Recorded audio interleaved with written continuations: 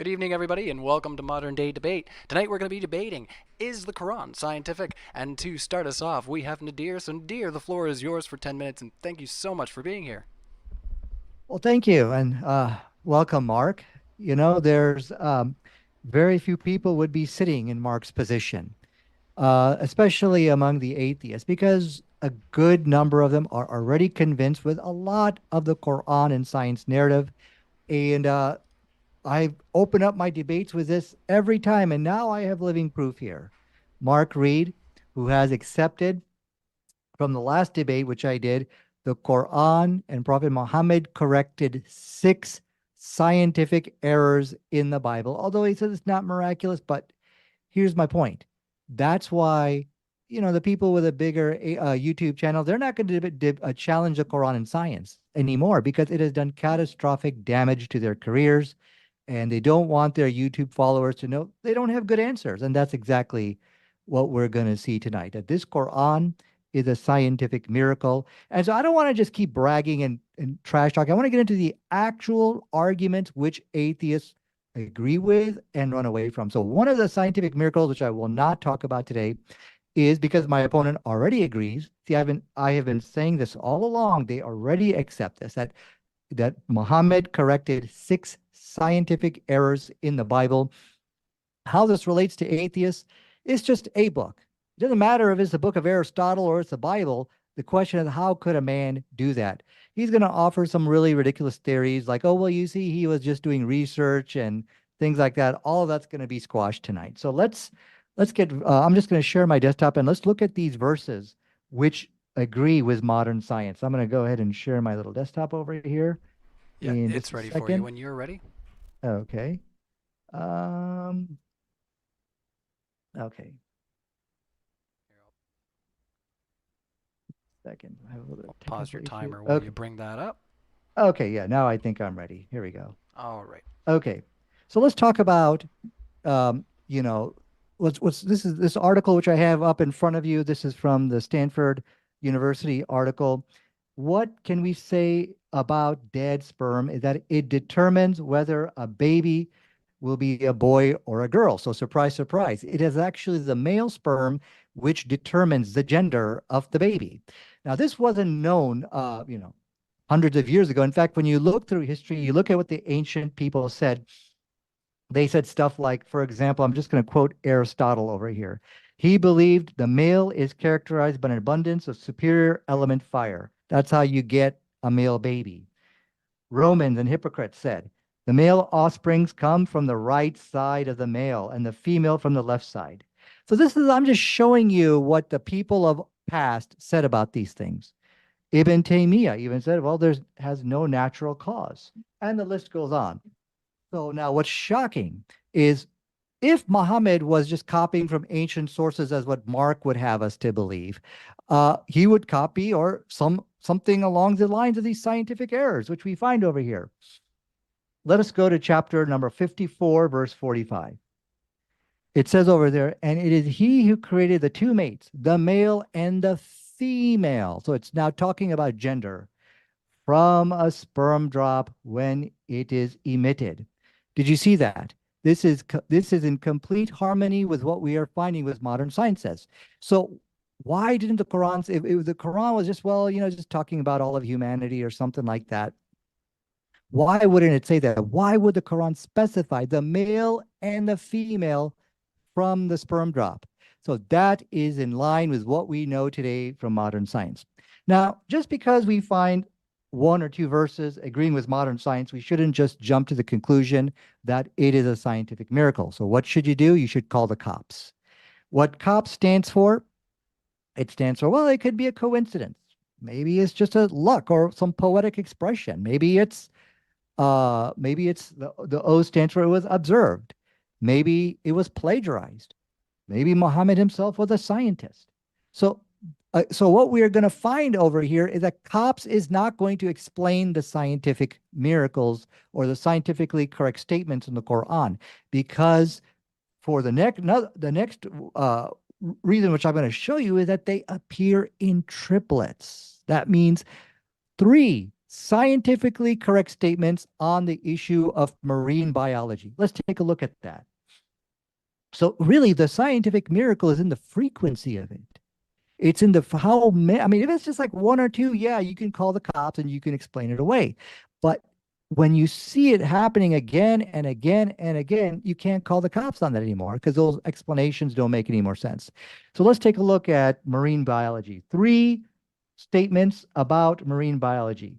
So the first one, I'll first give you what science is. And again, please just hit pause on your YouTube channel just to get my references. So what science says is that oceans have barriers in the water. They're called the picnic line. And here's my reference from over here. This is from Roger Williams University. It says over here, I'm sorry. This is from NASA. It says picnic line act as a barrier in the water. Now let's just read chapter 55, verse 19 and 20. He merged the two seas, converging them together. Between them is a barrier. Word for word agreement with modern science. Again, we can call the cops. Maybe he was referring to something else. Maybe he was referring to islands. In fact, if you read the tafsir, it even said that, oh, yeah, maybe he was referring to islands or something like that. There's a barrier. See, so is this a coincidence that we find this type of scientific agreement? So let's now, but wait a second. He's got more to say on oceans. Science also today tells us that there are invisible waves hidden beneath the surface of the ocean. So within the ocean itself, there are waves. These are known as internal waves. Let's read what the Quran has to say about that inside chapter 24, verse 40. In the vast ocean, notice it says in the vast ocean, covered by waves, above which are waves. That is a word for word agreement with modern science. So now we've got two scientifically correct statements. So now we're going to get to the third one on marine biology. And that's talking about, and this is probably something everybody knows, at the bottom of the ocean, there's no light. Here we can see from the website Ocean Exploration and Research, it says over here, and below 1,000 meters, receiving no light from the surface. And of course, the Titanic, it's there, when it's complete darkness. The Quran says inside chapter 24, verse 40, and is talking about the disbeliever, and to whom Allah has not granted light, for him there is no light. So basically, it starts off by talking about those internal waves, or the likeness or the likeness of the disbeliever, darkness within fathoms of seas, which is covered by waves, upon which are waves and clouds, and it goes on. And it says, if one were to put out his hand therein, he could hardly see it. And then it continues to say, for that who Allah has not granted light, for him there is no light. So it's comparing to the deep ocean, there is no light. Clear comparison. So here is what Mark has to answer. Forget about whether the Quran agrees with science or not. Everybody acknowledges that. The question is, how do you ramble about something which you know nothing about? If Muhammad was the author of the Quran and he's ignorant of marine biology, how is it that he utters three scientifically correct statements in triplets without uttering a scientific error? If Mark is not able to present a reasonable explanation, then that's it. It's clearly proved it's a scientific miracle. So we have the 6 corrections from correcting the Bible. You see, he says, well, maybe you could have copied it or something. Well, okay, if Muhammad was doing research, then research happens through trial and error. Gets them right, gets them wrong. So you would not correct 6 scientific errors. You'd correct maybe like 1 or 2 or 3, get 4 wrong, something like that. Trial and error. But 6 corrections and not a single error proves it to be that this is not some kind of research. Or if you're copying, then you will copy the wrong, scientifically incorrect statements from those books into the Quran. So if you are doing scientific research on oceanography, and by the way, all of those scientific facts which I pointed out was discovered with technology, with advanced technology. So if people think, oh, I'll just go to the ocean, I'll just figure out how this stuff works. Okay, it was all discovered by using modern latest techniques of technological advances. 30 seconds. If you're doing this type of research, you're going to find scientific errors pertaining to C's. So if he is not able to show us scientific errors pertaining to C's, then his theory of borrowing or research will fail. So I believe that's my time. All right. Well, thank you so much. That is your time. Let's end the screen share. And then we're going to put it over to Mark for his opening there. And I will set the time. All right, before I get us demonetized, I will let everybody know before you start there, Mark. Welcome to Modern Day Debate. If you haven't been here before, hit the like button, hit the sub. We really appreciate it. We are a neutral debate platform hosting debates on science, politics, and religion. You name it, you're going to find it here. And we hope you all feel welcome.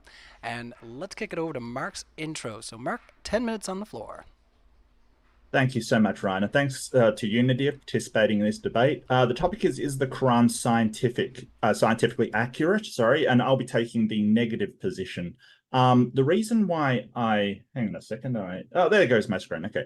The reason why I took this has been Nadir's been claiming that atheists won't face him. So I'm sorry, Nadir, you literally asked for it. Okay, so just keep that in mind. So first thing we have to do is discuss what we mean by scientifically accurate. I think people will generally have a good idea what that means, but bear with me because I want to really clarify and pin down exactly what that means. So first off, we have to think about what does scientific entail. Sorry, I'm just having a little problem with my slides. I do apologize. Just one second. There we go. Okay. So the definition of scientific basically is reliant on what is science as scientific relates or pertains to the implementation of science. Here are a few definitions, and I know definitions are not prescriptive, but it gives us an idea of what scientific means related to science. So obviously we have to ask, what is science? Science or methodological naturalism is a process of investigation of the natural world. There are multiple scientific methods, but they all follow a basic pattern of observation, research, hypothesis testing, analysis, and reporting. The Quran does not follow this procedure and does not falsify, test, or have any kind of scientific reporting mechanism in which to justify their beliefs as scientific or show any methodology that would fit this criteria. What's worse is that many of the claims in the Quran rely on dogma, which is completely antithetical to the scientific methodologies. And this is basically a diagram how the scientific process does work. So to be fair, there is something in science called demarcation, which is a gray area between what is science and what is not science. It's difficult to classify what falls into science and what falls into pseudoscience. Karl Popper writes extensively on falsifiability, which he considered to be a hallmark of science. However, it may be more nuanced than this. Falsifiability could be said to be an indication of scientific criterion being met. However, there are some classical scientific endeavors that may not meet these criteria, like ancient Chinese astrology, for instance, who made incredibly detailed records of star movements that we draw on to this day. However, Sean Rafferty made a particularly astute observation that non-scientific statements will be backed by selected evidences removed from context. And I want to read this out because I think it will have particular significance in this debate, especially what Nadir says. Even for those subfields where there is a significant element of interpretation, those interpretations are still based on and constrained by physical evidence, and interpretations are always provisional, pending possible refutation by contradictory evidence. Pseudoscience, by comparison, is scornful of evidence. The pseudoscientist reaches a preferred conclusion in advance, then selects evidence, often removed from any relevant context, to lend supposed support for their conclusions. Often the preconceived conclusion is one that justifies some closely held identity or ideology. Contradictory evidence is waved away or ignored, and as a last resort, one can always claim conspiracy to keep pseudoscientific ideas suppressed. And I think we'll see a lot of that in this debate. So this is Theories of Aether and Electricity. It's a book from 1910. There's some things in it which are still pertinent to science today, like galvanism and perhaps some conduction in solutions of gases. The problem is that it's no longer a scientifically accurate book. It's still a scientific book because it still meets the falsification criteria that Popper outlined, but it's no longer scientifically accurate because it contains information that does not align with the modern scientific understanding of the field. So what is it? Let's wrap it up. What does it mean to be scientifically accurate? In order for us to call a book scientifically accurate, it does have to be in line with modern scientific principles. Secondly, the information gathered must have been acquired scientifically, or at least the knowledge if we acknowledge the problem of demarcation through empirical study and testing. For instance, I could guess that Nadir owns a cat. I could be 100% accurate about that statement, but the knowledge would not be gathered scientifically and therefore could not be said to be scientifically accurate. Even if I observed there was something like cat hair on Nadir's shoulder, this would not be scientifically gathered, as I have no falsification criteria for the hair. I cannot test the validity. And I could be 100% correct, Nadir could own a cat, but it's still not scientifically accurate. If I went over to where Nadir lives and tested the hair or performed a survey to see whether a cat went in and out, now that may be scientifically accurate. The book on the screen is an example of a scientifically accurate textbook. However, it's important to realize that it's a 5th edition of the book, which is a hallmark of a scientifically accurate books. They update when the scientific understanding is developed. So my first question to Nadir is, when will the Quran be updated to exclude the monumental errors in the text? And don't worry, I will go through some of them later. So the question comes up, why do Muslims like Nadir want the Quran to be a science book? Science books are incredible under scrutiny to be both accurate and valid in substance and methodology, which obviously the proponents of the Quran do not wish to be under. It has to be updated to the current scientific understanding, which Muslims do not want to do. The reason is because they want to steal credibility for the religion of Islam from the bowl of science, trying to associate themselves with the scientific methods. This is a flawed effort and will only serve to undermine the credibility of their own book. Even if the Quran can give some information is accurate, we have to address the elephant in the room, the errors. And boy, are there errors. So many errors. First, the formation of the Earth. It was not 6 days. The current scientific understanding is the Earth took at least 3 million years to form, not 2 days, as the Quran claims. This is so wildly inaccurate. I cannot even express how wrong it is. Humans created from clay. There is no scientific theory that concludes humans were made from dust, clay, or any other mineral substance whatsoever. Humans developed according to science, along with every other living creature according to the process of evolution. The idea that we are somehow pottery is complete nonsense, and no scientifically accurate textbook would ever have this in. So jinns, let's talk about jinns. Claims of supernatural angel-like demons that torment humans or were converted by Muhammad at some point. I'm almost embarrassed to point out that supernatural entities formed of fire that try to eavesdrop on the secrets of heaven to be driven away by meteorites is unscientific. I mean, do I really have to say this? Is this what we are claiming to be a scientifically accurate book? This is fantasy. And so speaking of jinns, at least a couple of places the Quran speaks to shooting stars as being missiles to drive out devils. Firstly, shooting stars are not actual stars, like the Quran 67:5 says they are. They are meteorites. And secondly, what falsifiability criterion does Nadir have for meteorites driving away supernatural devils? Perhaps he could walk us through how that would be scientifically falsified and his scientific accuracy on that one.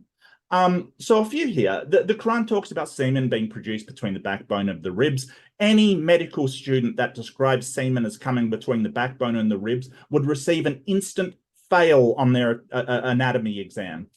This is the kind of inaccurate information that a biology and anatomy textbook would never have in it. The claim in Quran 36:36, it says that everything has pairs and ignores parthenogenesis. That's when a asexual organism can produce an egg and fertilize it itself. They are basically a virgin birth. It ignores bacteria splitting. It ignores intersex and hermaphrodite sexual designations. This is a scientifically inaccurate statement about sexuality that we now know to be 100% untrue. The third one must be my favorite. Hearts to reason was the hallmark of cardiocentrism, where people believed that the source of cognition was and reason, thinking, was the heart. Now we know that getting a heart transplant, it won't actually change your mind. And of course, everyone's favorite, the moon splitting in two. Not only does it say the moon has split in two, it provides no kind of methodology to know this and why any kind of scientific information. I also want to add that this verse talks of miracles and magic, both of which do not fall into scientific endeavors, as science is concerned with natural phenomenon. So in conclusion, the Quran is not scientific. It does not follow, nor has never followed any kind of naturalistic empirical methodology, and is not accurate. So it fails on both counts. It gets major scientific facts wrong. And yeah, I'll leave it there. Thank you so much for your time, and I'll pass it back to Ryan. All right. Excellent. Thank you so much, Mark, for your Yeah. opening statement. We are going to kick it into 2-minute back and forths, everybody. So I'll just let you know, both of these speakers, if you like what you're hearing, they're going to be linked in our description along with the podcast. So if you're watching on podcast, you'll see both of our speakers linked there. You can find more of them there if you like it. And if you want to ask them a question, if you're thinking, oh, I really want to grill them on this, get that in as a super chat and they'll get read as priority, or tag me, Ryan the Mod, in the live chat, and I'll make a little list. If we get time, we'll read them out. So 2 minutes on the floor, Nadir. It's all yours.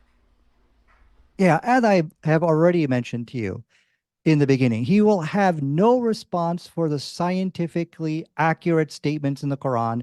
Rather, he heavily relied on quibbling about what scientific means, and we can get to that. But if what I have presented about the agreement to science is not scientific according to them, then how are the alleged scientific errors scientific to Mark's definition? So he's contradicting himself over there. But so let's not quibble about what scientific means here, Mark. So here's how I'm going to finish, Mark. The Quran is in complete harmony with modern science. He gave this shotgun blast of that Quran is in error over here, Quran is in error over here. I will give you, remember I told you I'm going to give you the exact argument which the atheists have all ran away from. And here is the argument. I'm just going to share my desktop right over here. Look, when you show that there's an alleged scientific error in the Quran, all you got to do, here's a scientific fact.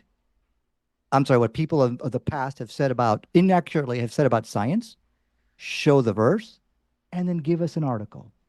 Here's the article which contradicts that. Let's see how this works. And I will challenge you. Give us all tonight this article or scientific fact which contradicts the Quran, and you will not be able to do so. So let me just show you what I mean by that. Let's look at the screen. The Roman physician Galen said, blood formed in the liver. Science. Red blood cells start as immature cells in the bone marrow. 15 seconds. Direct contradiction. So this is my challenge for you. Rather than shotgun blasting us with all error here, error here, error here, do exactly what I have just shown you, and you will never be able to do that. So show us a verse of the Quran and where science contradicted, and I will answer each one by one. Go ahead. All right, let's end the screen share. And thank you so much, Nadir. And over to you, Mark. 2 minutes. Oh, I didn't shotgun blast. I just brought up my favorite errors. That's all. I mean, I could go on for hours with the errors, scientific errors in the Bible, hours and hours. So that's not a shotgun blast. You brought up your examples. I brought up mine. I don't get why mine's a shotgun blast and yours isn't. Okay, so let's get at it.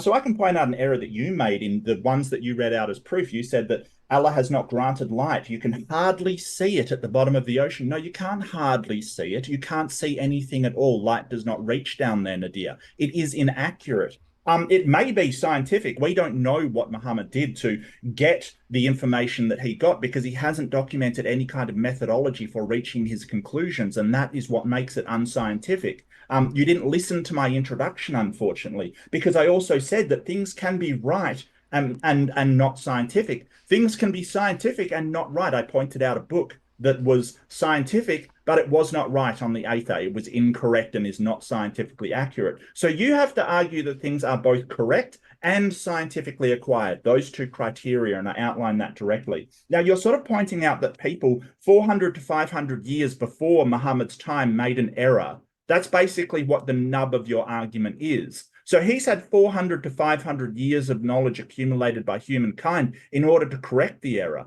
I don't see how that suddenly becomes scientifically relevant. He hasn't followed any kind of scientific doctrine. Even if he got it right, there's still monumental errors in the Quran, and I'd like for you to address some of them. Barriers in the sea, you can sort of see that. And plus, if you're swimming down in the ocean, you can see it getting darker. It doesn't take a great stretch to go, hey, when you go further, it gets darker still. And he even got it wrong by saying you can hardly see the light. You can't see the light. Like, so there's an error. And I love that you brought up Aristotle, because Aristotle wasn't scientifically accurate either. So that's actually pretty hilarious, Nadir. That's time. Over to you, Nadir. Okay. Okay, so as you can see, Mark is struggling here. And now we see that he's going down like the Titanic, and like all the other atheists, they cannot take a verse of the Quran, show an article, and show how the two contradict.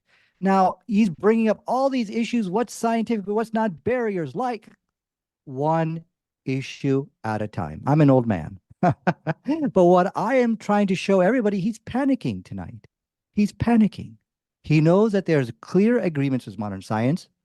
He knows he has no article or reference to share with you tonight to show a contradiction between the Quran and science. Like now, I literally took the Quran verse, juxtaposed it with an article from modern science, and I did it repeatedly over and over again. Why can't you do that with the Quran? That's the question tonight. Now, if I don't answer some of the questions about days, sperm in the backbone, all these things, they've all been debunked, but please keep in mind that I can only do one at a time here. So let's do the thing about days, then we'll get to the barriers and things like that. But if I don't answer all of his points here, don't be impressed. He's just shotgun blasting points at everybody, hoping that I won't get an opportunity to address that. So let's do the days thing. So my question here is, how many wacky quacky interpretations did you count? Have you ever done that? Just count how many wacky quacky interpretations? I counted 2. It is a misrepresentation of science, and it is a misrepresentation of the Quran. Double barrel interpretation spin. The Quran makes it very clear. I'm going to share my desktop over here, that the day has an arbitrary amount of time. Like, for example, you could just Google it from the scholar's article. Sometimes the day is 1,000 years, sometimes 50,000 years in the Quran in chapter 70, verse 4. So he misrepresented the Quran by restricting it to a 24-hour period. He misrepresented science because the creation of the universe and Earth was a miracle, and science is cool with miracles. There we go. And I'm sorry I have to restrict you guys, but these are the rules we agreed to follow. So 2 minutes, and we'll end the screen share there for now. Over to you, Mark. I love that you brought up miracles, Nadir, because miracles are not scientifically accurate. They're not involved in science at all. So any book that has miracles in is not a scientific book, because miracles are supernatural. They're not part of the natural world. And as methodological naturalism, science excludes them. That's not what science is for. But if you'd like me to, I mean, I didn't realize I would have to argue that, this kind of thing. How about let's focus in on Quran 37:6-10, I believe it is. And the NASA saying, what are meteorites? Meteorites are a solid piece of debris from an object such as comet, asteroid, or meteorite that originates in outer space and survives its passage through the atmosphere to reach the surface of a planet or the moon. The Quran basically says that shooting stars, i.e. what we know to be meteorites, are lamps thrown at devils who are trying to pierce the heavens and listen in on heaven. So could you explain why that's not a contradiction? And I forgot to say this in the last thing. I don't think you know what word for word means, Nadir, because when you say, oh, it says that word for word, it doesn't say it word for word. You're basically interpreting it and saying, oh, it's exactly the same, when it's not exactly the same. So when you say word for word, it is verbatim. It is exactly the words that have been put in the Quran as on the scientific documents. And that is clearly untrue. So maybe learn what word for word or verbatim means. All right. We'll pass the floor over to you there, Nadir. 2 minutes. Okay, so let's talk one issue at a time here, Mark. Okay, so it looks like Mark will fail the challenge tonight. I think that's pretty clear for everybody that he will not be able to take an article from science, juxtapose it with a verse of the Quran, and show a contradiction between the two. That's just not going to happen tonight. And I think we'll give him more opportunity to do so. But then he tried to talk, he tried to give his own definition or his own understanding of the scientific position on miracles. But like I said, this is a double barrel interpretation spin. And one thing I do want to tell everybody tonight, the main argument about this here is the atheists and the people who challenge the Quran, they will not be able to bring facts, only wacky, quacky interpretations. He double-barreled interpretations, not just on the Quran, but on science. He spun it in a way, both of them simultaneously, to create a contradiction. So let's go to, I'm going to share my desktop over here real quick. Yeah. And let's take a look. He was not able I got to you set up. answer. Oh, okay. That might, what is that? I'm sorry. I'm not No, I'm looking at. no, you're Oh, set up. Don't worry. Okay. Let me share my screen over here. You cannot start the screen share while the other participants are Oh, sharing. sorry, that's me. Sorry. Yes. Okay. Oh, Yes. okay. So Sorry, I we'll wasn't get to sure that was- meteors in just a second, Mark. Please, let's Yeah. finish one issue at a time. Here, So you let can me have go back your time. ahead. Okay, thank you. Let me go ahead. Here's how science works.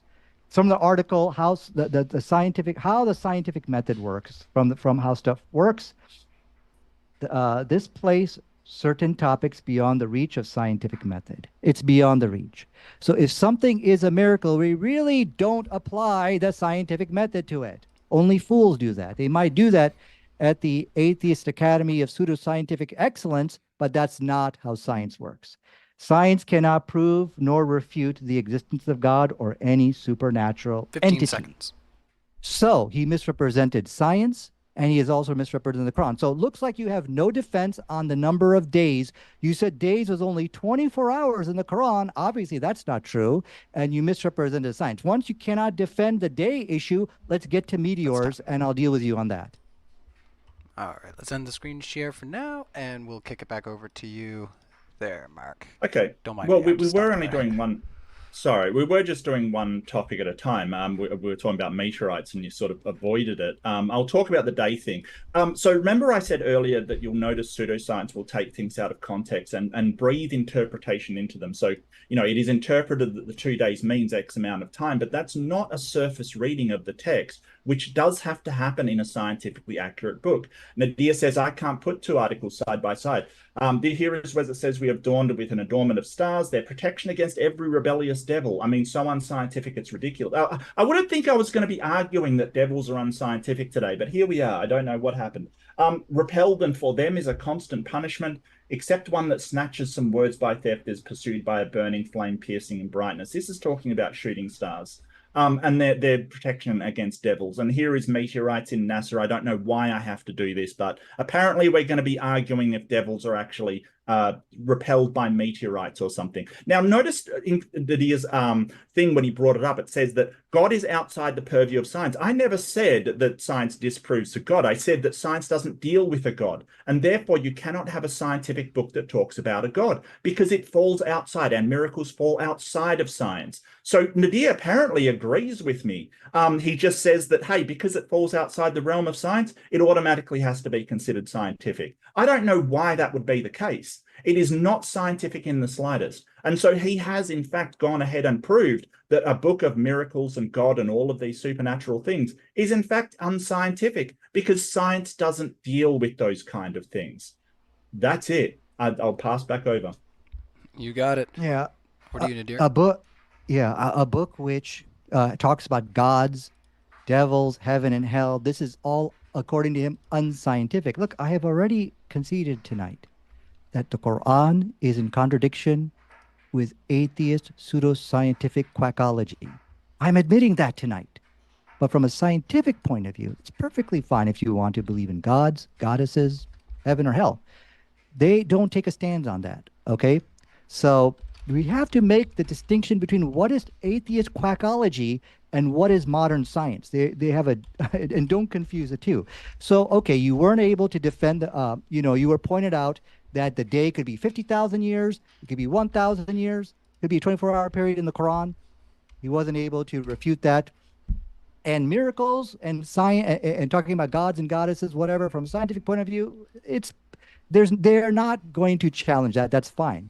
So there's no, and notice he wasn't able to show any article presenting what science really believes on miracles. I have already presented mine. So now let's get to meteors. This is the fun part. Remember, the scientific miracle of the Quran, what you are going to find amazing tonight is that every refutation I'm presenting is backed by fact. Look at, it is the people who challenge the Quran scientifically are the ones who spin their wacky, quacky interpretation. So let's look. Let's post up and you share your desktop, Mark, and let's look at what you got over there, if you could, please, because we're going to have a good laugh at you real quick here. But Sure. now, I mean, I unfortunately, always love I'm to going to laugh have at. to not talk more about the scientific miracles and scientific agreement. I'm just talking about alleged scientific errors. So I'm sorry, I'm going to have to kind of bypass that debate. So look what it says over here. Look at the quackology going on here. The streak which you see in the sky, those are meteors burning in the atmosphere. Where do you show anything on the right-hand side that contradicts that, Mark? And in fact, the verse says nothing about stars. The actual word there is lamps. So there's one wacky, quacky interpretation, right? That he's now reinterpreting the Quran. Why can't you just let the Quran speak for itself without reinterpreting it? Because stars are not even mentioned in the text. You see? So my point here is that now he's seen yet a second time where these alleged scientific errors are based upon interpretation. You cannot take a text of the Quran, compare it with modern science, and show a contradiction. This is an utter fail, which you have here. So now I think I got a couple of more seconds here. It looks like you will not be able, it's very difficult to debate scientific miracles, that Give you all the 15 agreement there. with science and alleged scientific errors. So I'm going to have to abort the first debate. Let's just focus on these alleged scientific errors here. But look how he's misrepresenting the text. So here's my question for you, Mark. Where does it say anything about stars in the text of the Quran? And where does it show that in the heaven, that streak that we see, that they're talking about that? Can you please explain that to us, Mark? All right, there was a little extra time, so Mark, I'll give you 2.5.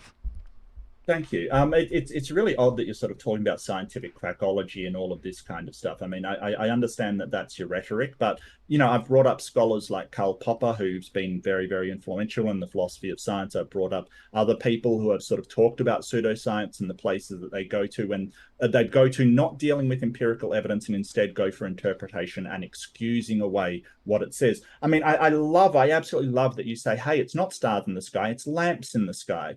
That's great. That's fantastic, Nadir. Could you give me a scientific paper saying that there's lamps in the sky? Or is that sort of just scientifically accurate as well? Because I don't think that science has determined there to be lamps in the sky. And I don't think that's scientifically accurate at all. I almost missed that. But you said, oh, well, I'll abort the first debate.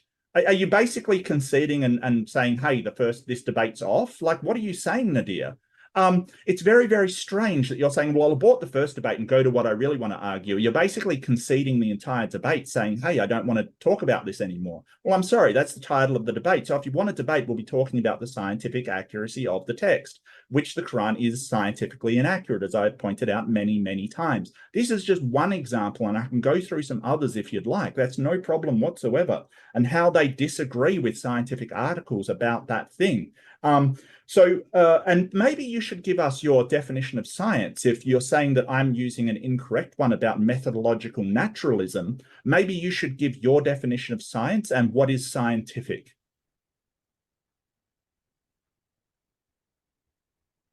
I can't hear him.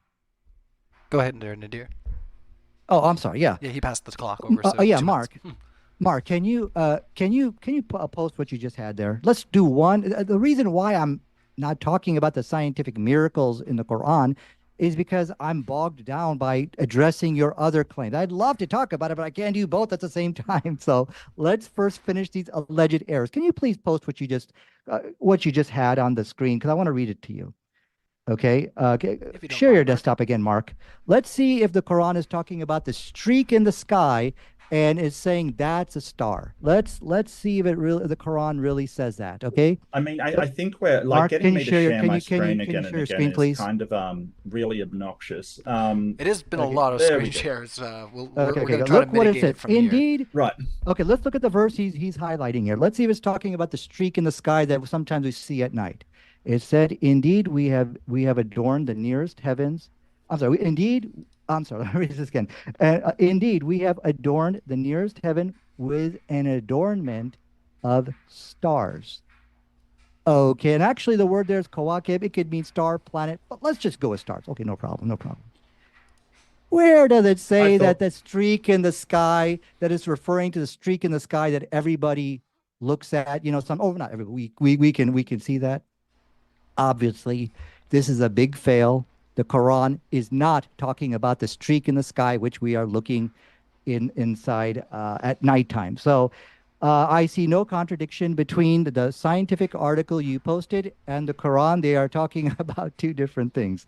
So, okay, let me quickly talk about the scientific miracles. So, going back to the issue about the barriers, those are three scientifically correct statements. Barriers in the sea.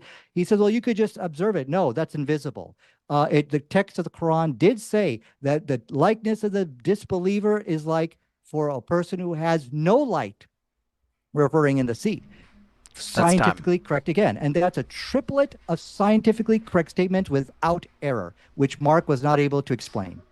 All right, let's try to make that the last screen share for this evening, and we'll try to keep your lovely faces on screen.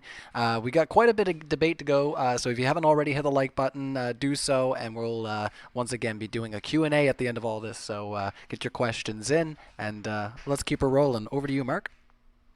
Yeah, so this is actually hilarious because there were stars before, and when that's inconvenient, it goes to lamps. Now it's back to stars again. So, keep in mind what I said about how pseudoscience works by inserting any interpretation that you want in there. And Nadir's gone from one to the other, trying to make something work in there. And it says that the assembly of angels are pelted by every side from these stars. It's clearly talking about meteorites. There is another passage in the Quran which references that shooting stars are lamps thrown by Allah to throw away the devils. I can find that one too. That's not a problem.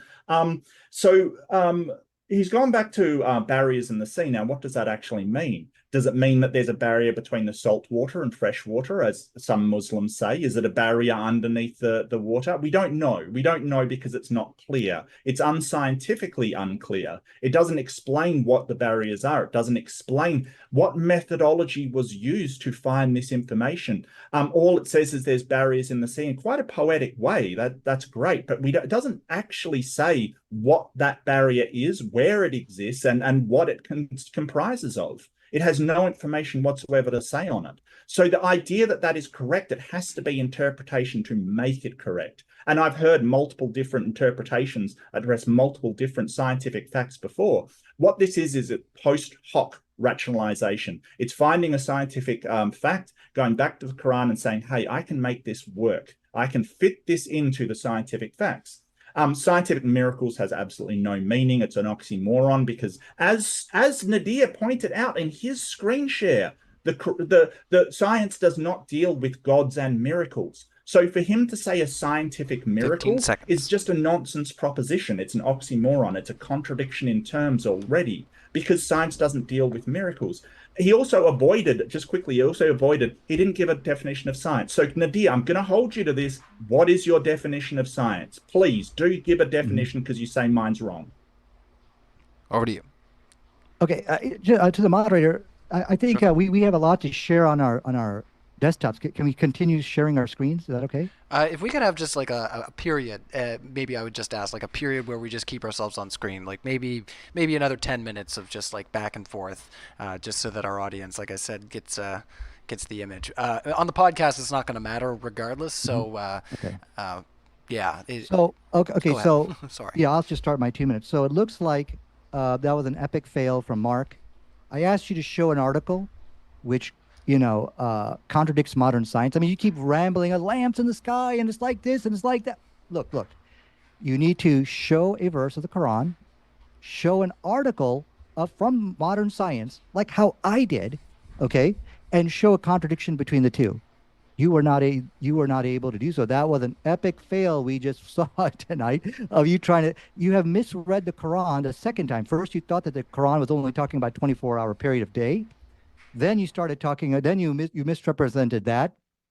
Then you misrepresented the Quran where it talks about that phenomenon we see in the sky about the streak which we see, which are meteors burning in our atmosphere. You're like, the Quran's talking about this. See the lamp verse? Oh, yeah. See, it's all talking. No, it's not. Okay, so I want to give you a third opportunity to find an article from science, match it up with the Quran, and show contradiction between the two. Now, I know you rattle off all these alleged scientific errors, but come on, guys, I'm an old man. I can deal with one issue at a time. Now, I want to get to the issue on barriers. You are right. I mean, the Quran simply has a statement which agrees with modern science, but it could be reinterpreted to mean something else, like islands or something like that. Yeah, definitely. All you're doing, you're just calling the cops. Okay.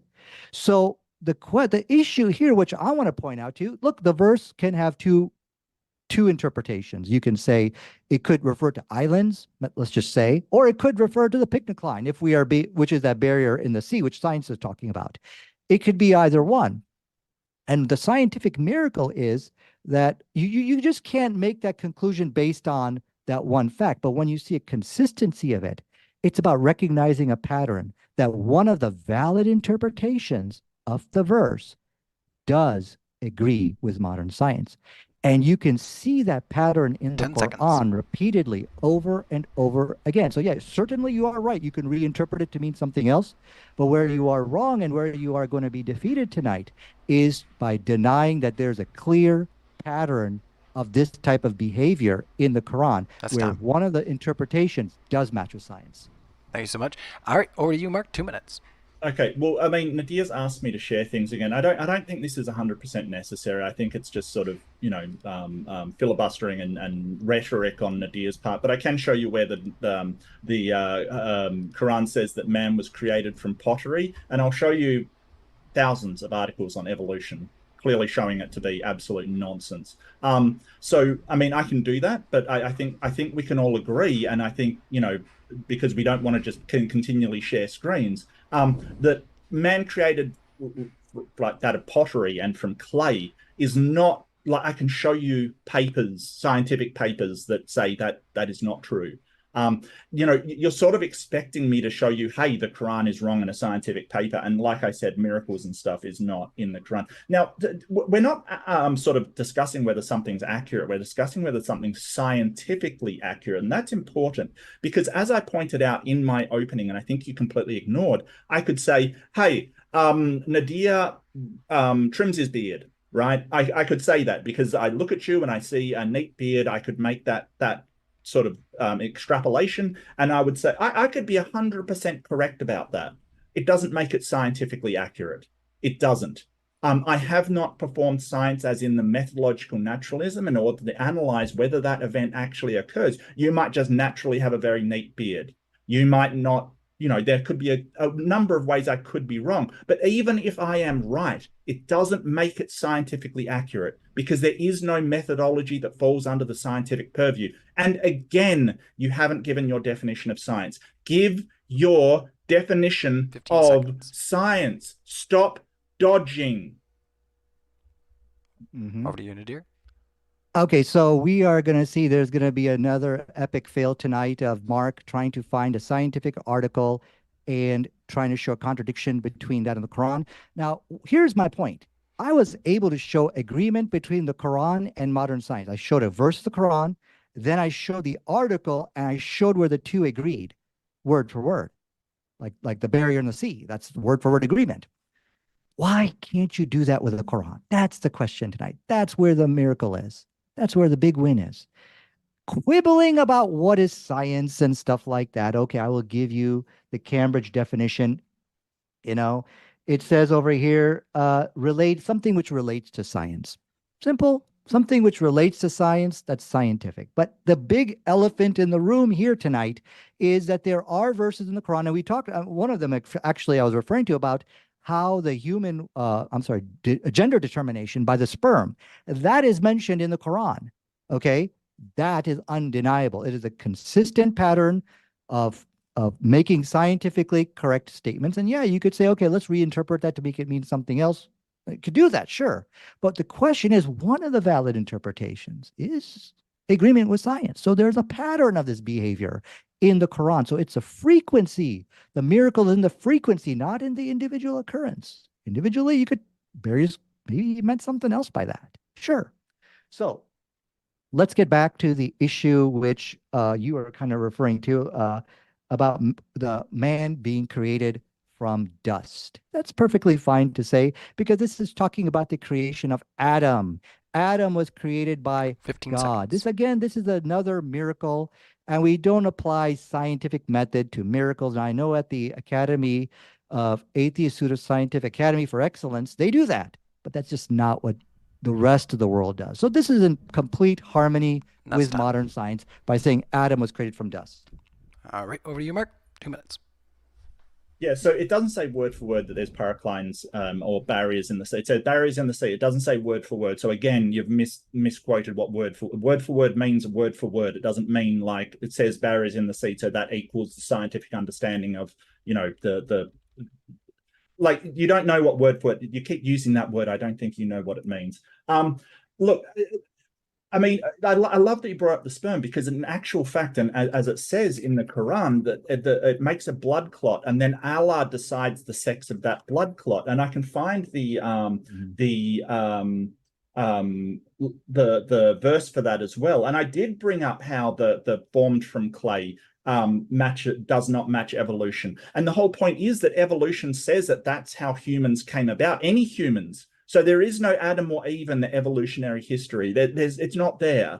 And it precludes an Adam and Eve. And that's what you're skipping over. No human was made from clay.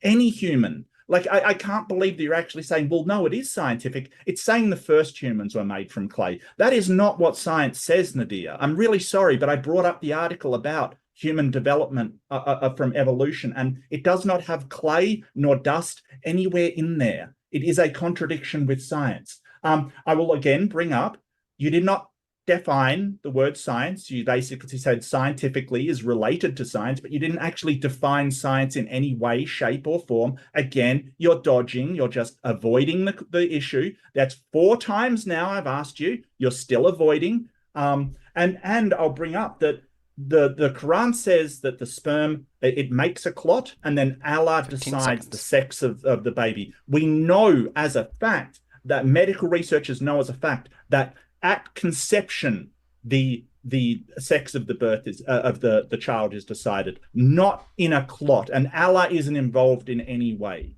So that is unscientific. That's an unscientific claim. Okay, one more round, and then we'll go back to screen sharing. So over to you, Nadir. Yeah. Look, Mark, I mean, anybody can sit here and start rattling off, then the Quran's wrong here, and the Quran's wrong there, and the Quran's wrong here, and the Quran's wrong there, and the Quran's wrong there. Come on, what is this?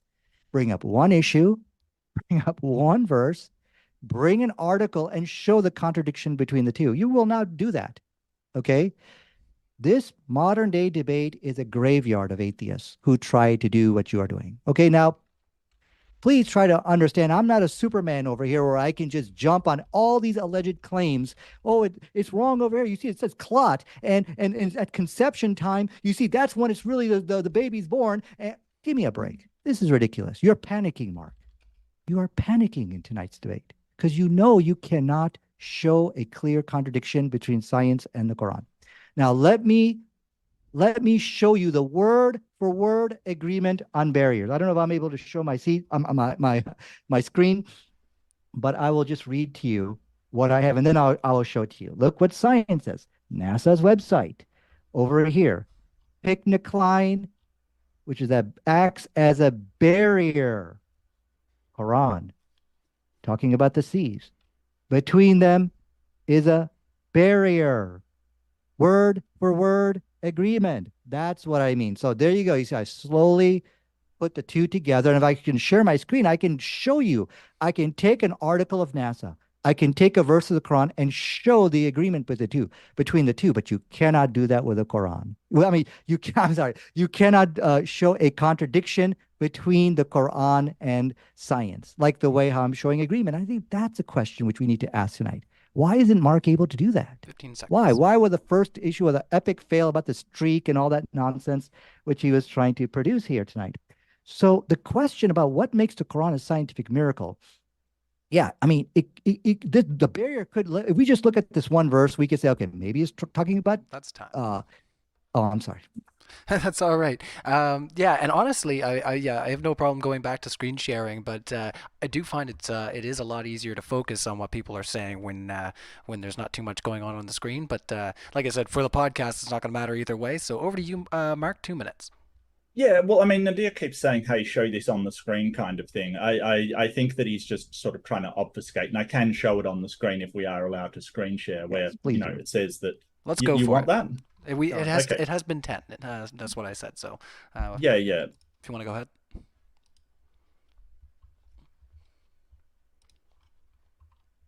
Yeah, it's on the screen now. Sorry, that's the wrong one. I can pause your timer for a second here while you bring that up. Yeah, there it is. There it is. All right, go for it. Okay. Yeah, so this is where saying then he was a clinging clot, and Allah created his form and proportioned him, then made him two mates, the male and the female. So this is where it says it's a clinging clot, and then Allah makes of him in the next verse a male or a female. Now that is not what happens. In fact, the sex of a baby, and I'll just show it's from Science Daily, geneticist from the University of Melbourne. The sex of a baby is determined by its chromosome makeup at conception. Now, I really don't know how this will be word for word exactly the same, but I'm sure it will be in some way, right? It's actually decided by which sperm reaches the egg. Allah doesn't have any say in it, as far as we know. I mean, but this is the kind of thing that he's trying to claim is scientifically accurate. Now, there's stuff like sandbars, which are called barrier bars as well. So if that was the case, like Nadir may claim, hey, a barrier bar is a barrier in the sea. Look at how correct the Quran is. He could be talking about the difference between salt and fresh water. Oh, it's a barrier. That could be what they're talking about. So he's basically interpreting it to fit whatever scientific fact. He still has not given a definition of science. The fact that I'm panicking, I'm not the one who's being asked questions and not addressing them. He's not addressing what science actually is. And I want this to be absolutely clear to everybody. He is dodging this question because he says, oh, you've got the wrong science. Your understanding of science is incorrect. Well, enlighten us all, Nadir. Give us your definition of science and we'll see if it meets my definition or if we can find middle ground in some way. But I don't think you know what science is. I don't think you know what it is. I don't think you know how it's implemented. I don't think you know anything about it. All right, that is time, and I found a way to screen share and keep us on the screen by doing a window capture, so feel free to share away there, gentlemen. Do I need to kick this up, Nadir? Yeah, do you want him to take it down, Nadir? No, that's fine. You can leave it up there. Okay. Okay, Sure. so when the actual male and the female is determined, that's not mentioned in the Quran. Okay, it's nowhere mentioned. This is that male and female, when this determination actually happens, it's going to be at this point. There is nothing like that in the Quran. Rather, the determination is made at conception. Now you got to build what you made, right? So it's like you've got your blueprints that we know what the plan is. We want a male. Okay, great. Now we've got to build it, right? So that's all the Quran is stating over here. Okay, so now the parts are being made for this particular person, but nowhere does it say that the determination for the baby, or I'm sorry, for a male or female, is taking place after the alaka stage or what you're showing over here. That's not what the Quran says. Once again, another epic fail of trying to show a contradiction between the Quran. Okay, so let's get back to the issue about science. Yeah, I'm running away from it because it's kind of dumb. I mean, how I'm doing is what you are doing. Okay. When I saw that you are trying to show a contradiction between the Quran and science, I'm like, okay, let me show an agreement between the Quran and science. All right. Now, all I'm doing is what you're doing there. Okay. So if I can, let's pretend, I mean, I could play the same game you're playing. Let's pretend you did show a scientific error in the Quran. Okay, let's just go along with that. I consider that, but define science. What's scientific? And try to avoid the issue at play here. So yet again, a second fail. Another fail tonight of trying to show a contradiction between the Quran and the science. But though I do thank you for finally sharing your desktop, not rattling off Quran's in error over here, Quran's over here, evolution and play and this. I can't keep up with that. So, but let's get back to the issue. Forgot to set your timer, so we'll say 30 more seconds. 30 more seconds. Okay, thanks. So where the scientific miracle is that on the seas, the scientific agreement occurred in triplets. 3 scientifically correct statements in a row. In order to disprove this Quran is not a scientific miracle, you are supposed to show us scientific errors pertaining to oceans, not clot gender stuff. Because if you're doing scientific research, then it's through trial and error. Mark, if you don't show a scientific error on marine biology, oceanography, The game is over. That's it. Because then we know this verse is a scientific miracle, because how can you rattle off about something you don't even know what you're talking about? Like sometimes, which I do. And I put my foot in my mouth.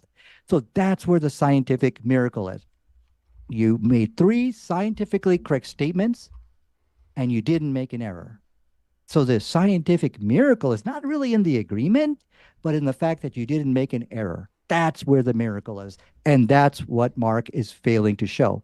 So would you like to address my challenger? You got to show a scientific error pertaining to oceanography. Yeah, so you're completely mistaken, Nadir. I'll just shot my share.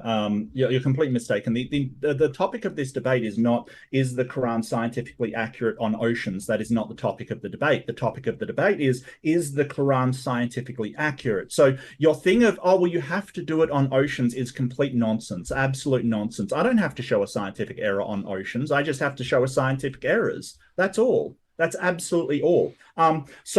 It's absolutely inconsistent. I showed scientific errors on what men are made out of by allied. I showed scientific error about how conception works and how the sex is decided on birth. You said I didn't have a definition of science, which is blatantly wrong, and I can't believe you're saying this, because I actually included 3 in my presentation. I'll go for the one that's the Science Council, because I quite like them. Science is the pursuit and application of the knowledge and understanding of the natural and social world following a systematic methodology based on evidence. That is my definition of science. Lock that in. So your claim that, oh, I don't know because I didn't define science. No, you're projecting, Nadir. You didn't define science. You've run away from it. You've had multiple times to address it. This must be the 5th or 6th time I've asked you for your definition of science, and you just admitted that you're running away from it. So maybe I'll drop that. You're running away from the definition of science, but then I wonder how you possibly can make any coherent argument on how the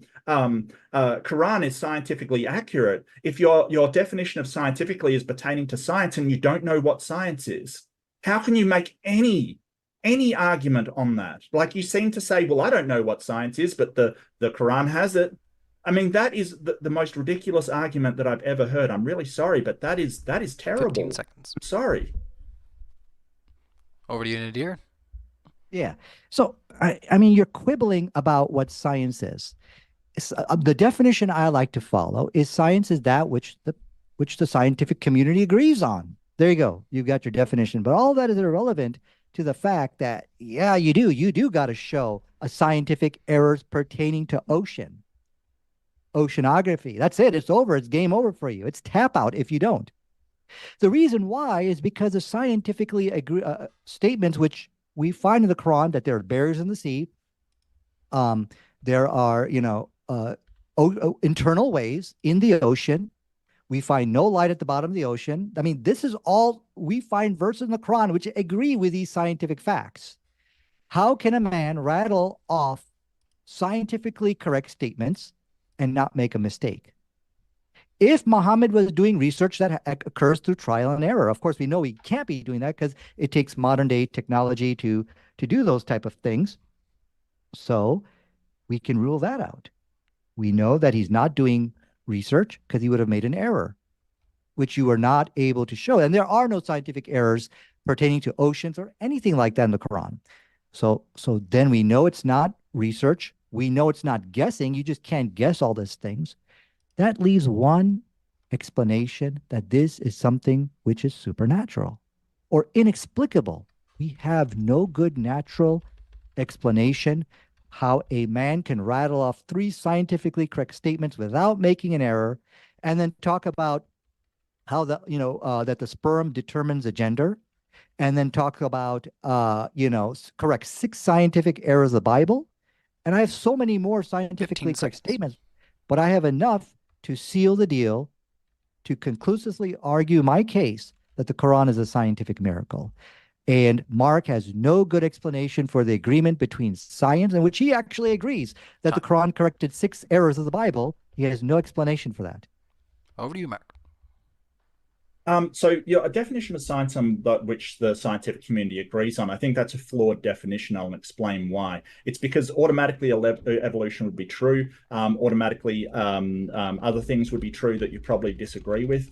So the problem comes that if somebody is starting to investigate, say something that isn't accepted, like Mary Schweitzer, who basically contended that soft tissue could last for a longer time, and that's not accepted by the scientific community yet, and I want to make that clear yet, then that is not science, and we know that she was doing science. So your definition is 100% flawed. It can't be that.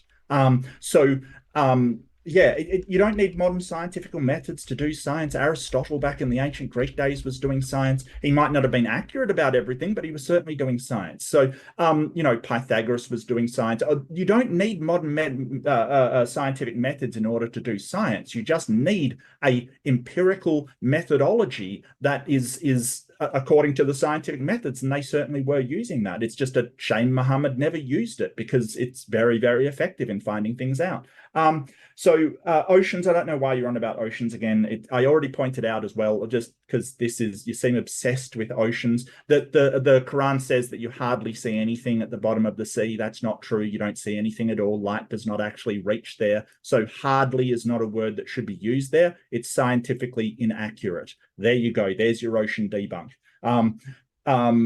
Yeah, but so your definition of science is flawed. Your claims that I didn't provide contradictions between science and the Quran is flawed because I provided many contradictions. 15 seconds. You just are using justification to explain them away, which, as I pointed out, was a pseudo-scientific way of trying to deal with this kind of thing.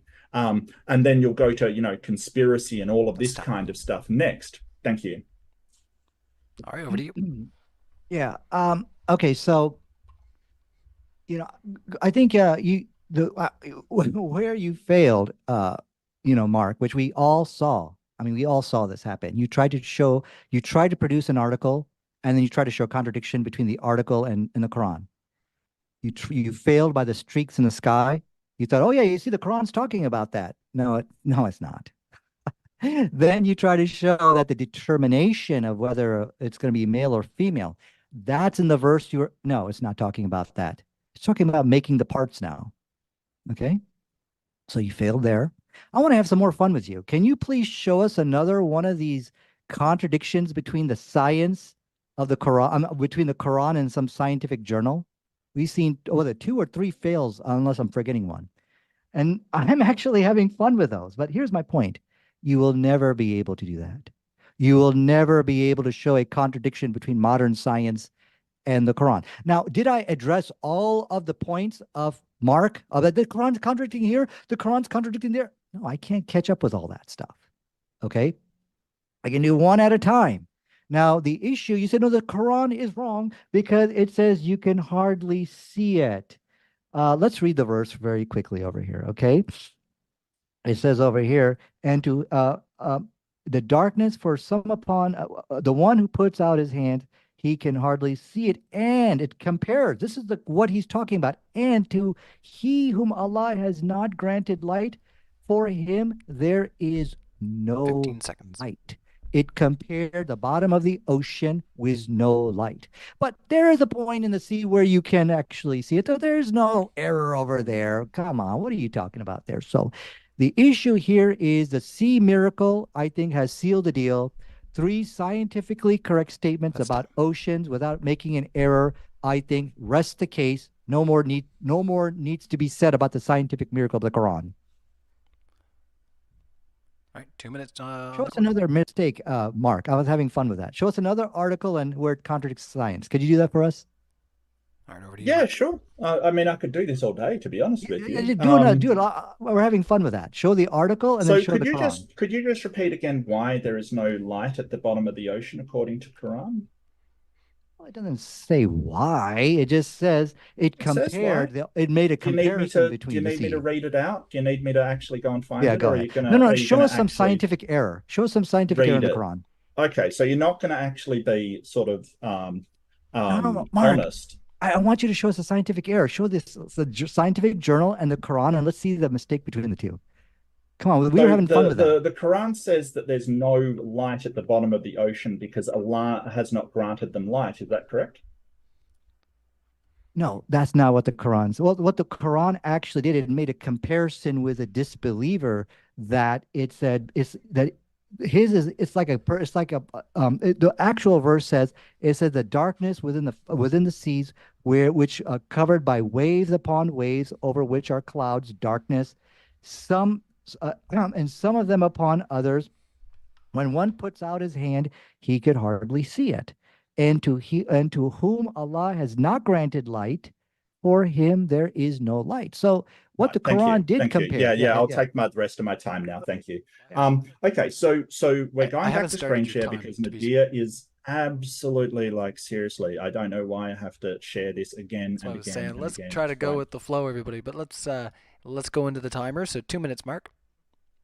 Yeah, okay. So this is basically that saying Allah has not granted light, for him there is no light. Now, light can only penetrate below the surface of the ocean. It travels through the water, the molecules in water scatter and absorb it. At great depths, light is so scattered there's nothing left to detect. So this is the scientific reason as to why there is no light at the bottom of the ocean. The Quran gives Allah has not granted light. That is not scientifically accurate, not scientifically accurate at all. Now, I basically produced all of these articles showing the contradiction. He just wants to wave them away. That's fine. That's fine. But I love how he went to, oh, they're lamps in the sky. They're not, doesn't say stars, they say lamps. When Mhm. called out on that lamps are unscientific, Nadir went back to, well, now they're back at stars. Then he's got to somehow explain how these stars, in alignment with science, are Mhm. thrown at jinn. So, Nadir, do you think you can produce the scientific paper that say jinn exists and that the stars in the sky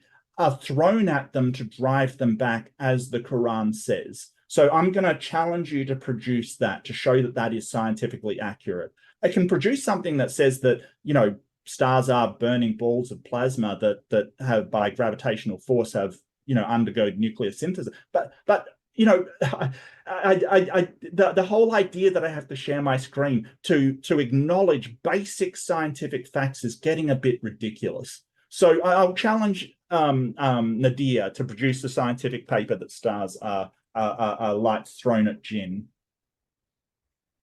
Sure, sure. All right, Okay. over to you, Nadir. So let me start my 2 minutes. I'm going to share my desktop here. Okay. What I will do, I'll show you how the verse is actually a scientific miracle. Okay. And so, I just but stopped now as yours there, far as Mark. okay, are you starting my 2 minutes? Yeah, you can go ahead and share your screen and start your 2 minutes there. Awesome.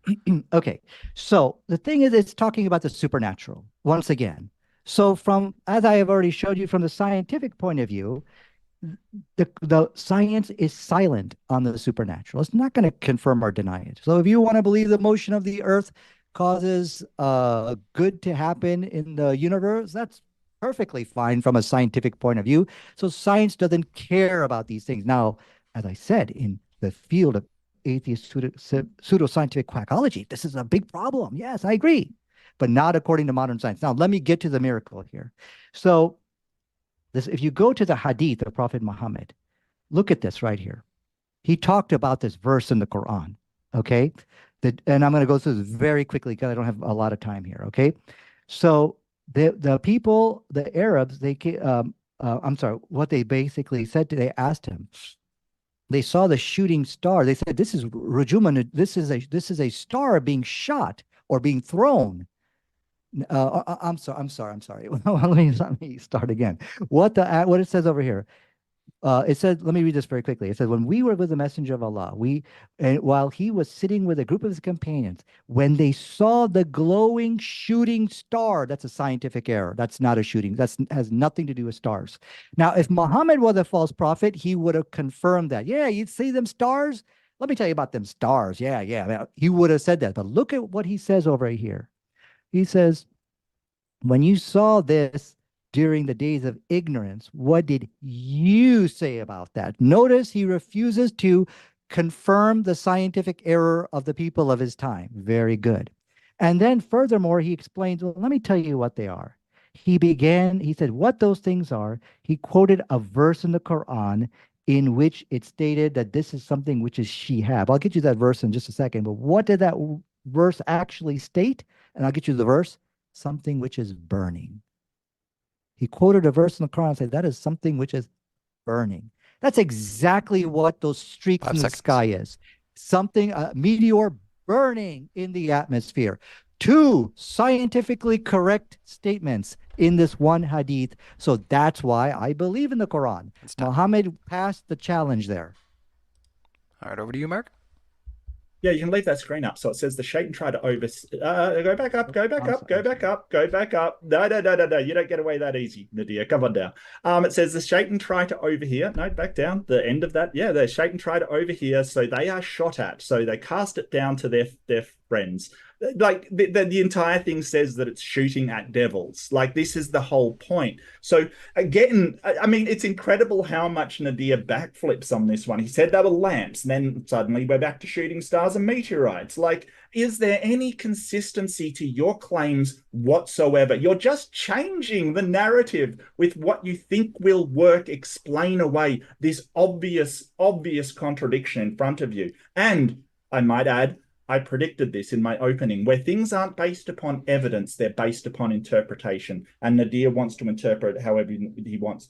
So, so he said, like, sort of, well, your atheist quackery, what the scientific community agrees on was Nadir's definition. So by his own definition, his God claims and the devils and all of this supernatural stuff is unscientific, because the scientific community agrees that gods and supernatural things and devils are unscientific. They all agree on that. Even the most fervent believer believes that, hey, that's unscientific. It's not in the realm of science. So that is unscientific by Nadir's own definition.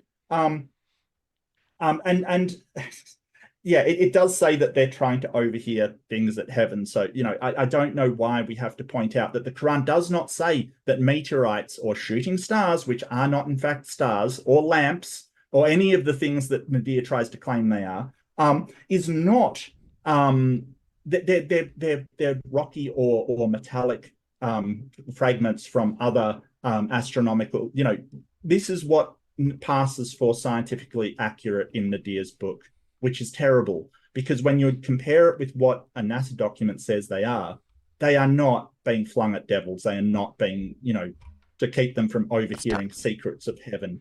No. All right. Over to you, Nadir. Are we keeping the screen up, or are we going to... Yeah, I want to show, because I finally found my verse here, because it's showing the scientific miracle here.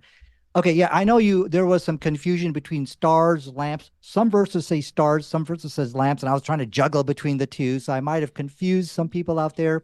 But the whole thing, which you said, that because this is talking about gods and devils, this is unscientific in the world of, in the world of atheist pseudoscientific quackology. Yes, it's a problem. It's a very big problem, but not according to modern science. You showed no reference that you actually falsely claimed that if you believe God, devils, supernatural, this is unscientific. No, it's not. No, it's not. Okay. And you showed no reference for what you're talking about. You're just, blah, blah, blah, blah, blah, blah, blah. You're just, rattling off things with no references. At least I am trying to show references. Okay. Now let me show you the verse. Muhammad, he quoted this verse. When that streak occurred in the sky, the followers said, that's a shooting star. Rujum al-Najum. I'm sorry, throwing, actually translates to throwing star in Arabic. Muhammad refuses to acknowledge that. He won't say that. He says, so what do you guys say about that? Very good. He refuses to repeat the scientifically incorrect understanding of the people of his time. So now, without further ado, let's look at the verse. He said, let me tell you what that really is. He quoted this verse right over here. He says, but if anyone does not succeed in snatching a glimpse of such knowledge, he is henceforth pursued by a piercing flame, something which is burning in the atmosphere. That's exactly what science says. That when you see that streak in the sky, that's a meteor burning in the atmosphere. Now, whether you say, okay, well, they're being flung at something evil, at a devil, from a scientific point of view, that's perfectly fine. You can believe whatever you want about the supernatural. 5 seconds. There's no problem there. But this verse has backfired upon him. It has actually showed the scientific accuracy of Prophet Muhammad, and that pretty much seals the deal. Actually, the ocean verse seals it, but this one did it. Yeah. All right, back over to you, Mark.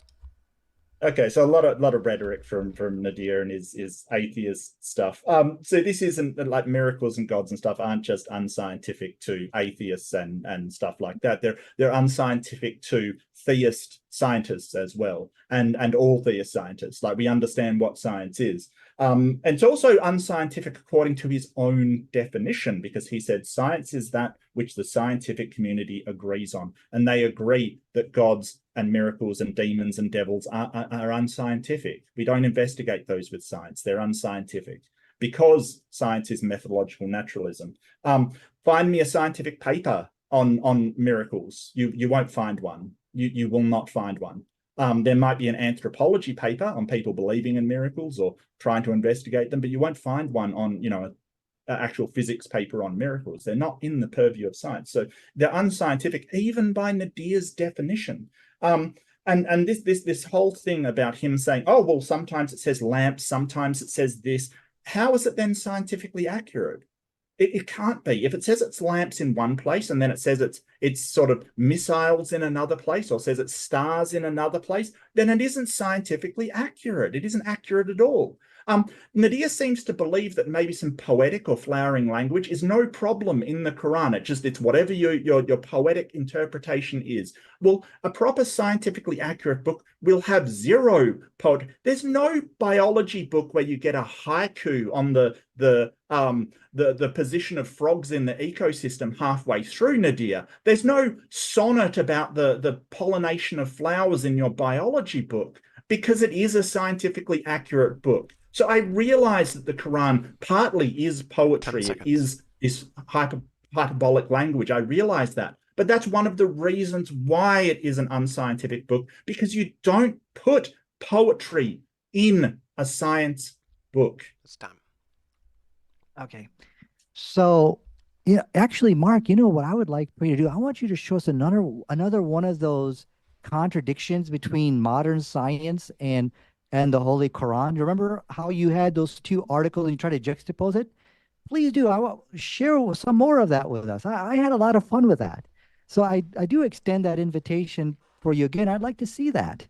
But now, once again, he has misrepresented science, what science says about miracles. I have already refuted you on this. Let's share the article again. They don't deny, gods, goddesses, demons. You want to believe that the sun, the star, the moon is chasing a devil, or that's all perfectly fine. No problem. Let's read together carefully. This is from how the scientific method works. If you can see my screen, it says this sure places certain topics beyond the reach of the scientific method. It's beyond the reach. So when you talk about lamps being hurled at devils or things like that, it's beyond the reach of the scientific method. Science cannot prove nor or disprove or refute the existence of God or any supernatural entity. But that's why I always emphasize, show a reference, show an article for what you're saying. And as you can see, Mark has no reference. He's just making bogus claims, and he has just been refuted by science here. So I think the debate's over. The triplet miracle, ocean miracle, that is 3 scientifically correct statements of the Quran without making an error, proves it to be a scientific miracle. And as Mark would also agree, Muhammad corrected 6 scientific errors of the Bible. And so how is one man able to do all this? And of course, we saw the one astonishing verse where it said he created the male and the female from the sperm. It is the sperm which determines the gender. And that's exactly what we find in the Quran. Well, I will inject right quick and say we've been going for, an hour and 20 minutes about. We are going to have a Q&A once we're wrapped up our back and forth here. So I think we're done. Yeah, I was picking up what you were putting down there. I finished early. Yeah, I'd like to respond to that. Well, don't say that on the internet. You'll get our live chat really wild. Go ahead there, Mark, and we'll end up. Okay, so I love that he puts this on the screen, because certain topics, but beyond the reach of the scientific method makes them unscientific. That's the whole point that Nadir seems to keep missing again and again and again. If something is not investigated by science, it is unscientific. Just as I pointed out that me guessing that Nadir uses a hair clipper is unscientific because I'm not applying the scientific method. So any failure to apply the scientific method, including to gods and the supernatural, makes it unscientific. Now, if you could take your screen down, I'd like to share again. Because Nadir keeps asking for it. I mean, he's a sucker for punishment. I gotta say, like, you know, I don't know what's up with you, Nadir. You must like punishment, mate. But here we go again. Here's another one. So the Quran says that humans are created from a fluid ejected, emerging between the backbone and the ribs. Yay! That's awesome. What does science say? That it comes from seminal vesicles, the prostrate, and the biourethral glands. If you do know your biology, and I wouldn't guarantee you do, they are nowhere near in between the backbone and the ribs. So it doesn't come from your chest, Nadir. That's not where it comes from. That is a clear, like if you were a medical student and you got this wrong, if you said, hey, it's between the backbone and the ribs, you would absolutely fail. That would be scientifically inaccurate, 100% inaccurate. So there's another one. I mean, I could do this for hours on end. That's the thing. There's so many mistakes in the Quran. The difficulty isn't finding them. It's picking between them when you want to, one or two to present to you, because there are so many. And the idea that, because science doesn't investigate gods, well, then gods exist and that's scientifically accurate. That is the most nonsense thing I've ever heard. No, if science doesn't address it, it's unscientific. That's the way it works. All right. Let's go into the Q&A, Oh, everybody. I need you. Can I address backbone and ribs real quick, and then we can do that? Okay, all right. Let's do 1 minute there. Oh, give me 2 minutes, please. Okay. Twist my I'll give him rubber 2 arm. minutes. Give him 2 minutes. Oh. I really want to hear this. Yeah. All right, Okay, all thank right. you so Twisted my much. rubber arm, you guys. All right, 2 minutes. Okay, I'm going to share my screen if I may, if you give me a second. Sure, I'll end Yeah, marks, I'll sure take mine down. Yeah. I'm sorry, I've been just stopping you guys when your screen shares just to try to make it quick for you. So go ahead, Nadir. Okay, well, I just want to quickly address him on the point when it said that, it's beyond the scientific method. Science doesn't, he said, well, therefore it's unscientific. That's his wacky, quacky interpretation. Nowhere does it say that gods, goddesses, heaven or hell, these are unscientific. Now, in atheist pseudoscientific quackology, yes. It contradicts quackology, yes, atheist quackology, but that's perfectly fine from a scientific point of view. So, backbone and ribs, this is due to his misunderstanding of the human body. Now, when we talk about between the backbone and the ribs, we would think like the rib cage right over here, So is the sperm being produced over there? Of course not. But science today tells us that the backbone and the ribs is also between the rib and your tailbone. That's also between the backbone and the ribs. Now, look what it says over here. It says, talking about the kidney between the bottom of your rib cage and your hips. So that's also another place. So now when let's go very quickly to this picture, which I have over here. And here we see that there's a vas deferens. This is a tube which is right above the bladder. Okay. Now, what's interesting about this tube, seminal fluid actually travels up through this, and then it finally ejects out of the penis as ejaculation. So let's look at another picture here. I think I got over here. Yeah. Now here's what my point here on that is. Oops, where is it? There's my picture. Yeah. Here's what my point here. Look what's off right on the right-hand side. You've got the backbone, and right above his head is the ribs. The vas deferens is right between the backbone and the ribs. So once again, the Quran made a beautiful analogy, a beautiful description of where semen is ejaculated from between the backbone and the ribs is absolutely scientifically accurate. There you go. The ribs weren't even on that picture. Well, it's right. The ribs are right above if you're standing on top of the vas deferens, you look up, the ribs are going to be right there. Yeah, they're not between your backbone and your ribs, though. Okay, you're just making affirmations. Oh, right. Of course it is. Before we circle the drain, fellas, let's get into the Q&A. Okay. So for anybody hanging out in the live chat, if you haven't already, let's hit the like button. Let's see, is just a little over 400. Let's see if we can get as many of you. I'll just say as many. We won't put the bar too high, right? It's Friday, isn't it? Expectations can't be too high. All right. Not for me. Saturday morning for me. Oh, yeah, there you go. From the future. Oh, yeah, gonna go watch some Saturday morning cartoons after this, are you? I think this was a Saturday morning Oh cartoon, to my be God! honest with you. Don't let me stop that. All right, bitter truth coming in, and keep the super chats coming in. We'll keep the conversation rolling. It's been a lot of fun, fellas. Bitter truth, thank you so much. $5 says we formed human from blood clot or clinging clot. Wrong, Nadir. Chapter 96, verse 2 never says that. Look that up, Nadir. I think is what you meant. So Well, chapter 96, verse 2, if you want to check it out. wait a second here. What's going on? Me and Mark just had a wonderful debate here. We talked about the scientific miracles of the Quran. We talked about agreement. It would be nice that if the people who are in the question and who are asking the questions could talk about what we just talked about rather than just ignoring everything we talked about and trying to start a second debate on alleged scientific errors. Okay, so I would like to ask the people who are going to ask questions about what we talked about and what we debated about. But very quickly, I will address that. But the question, can you tell me what was the question again? Um, Yeah, so about the clot. if I know anything about Bitter Truth, what he's saying is basically he's saying that he doesn't think it's scientific to say we formed human from blood clot or clinging clot. Mhm. Wrong, Nadir. Chapter 96, verse 2 Oh yeah, never says. yeah. So yeah, I'm just trying to put the emphasis on the right syllables there, Okay. guys. So go ahead. Yeah.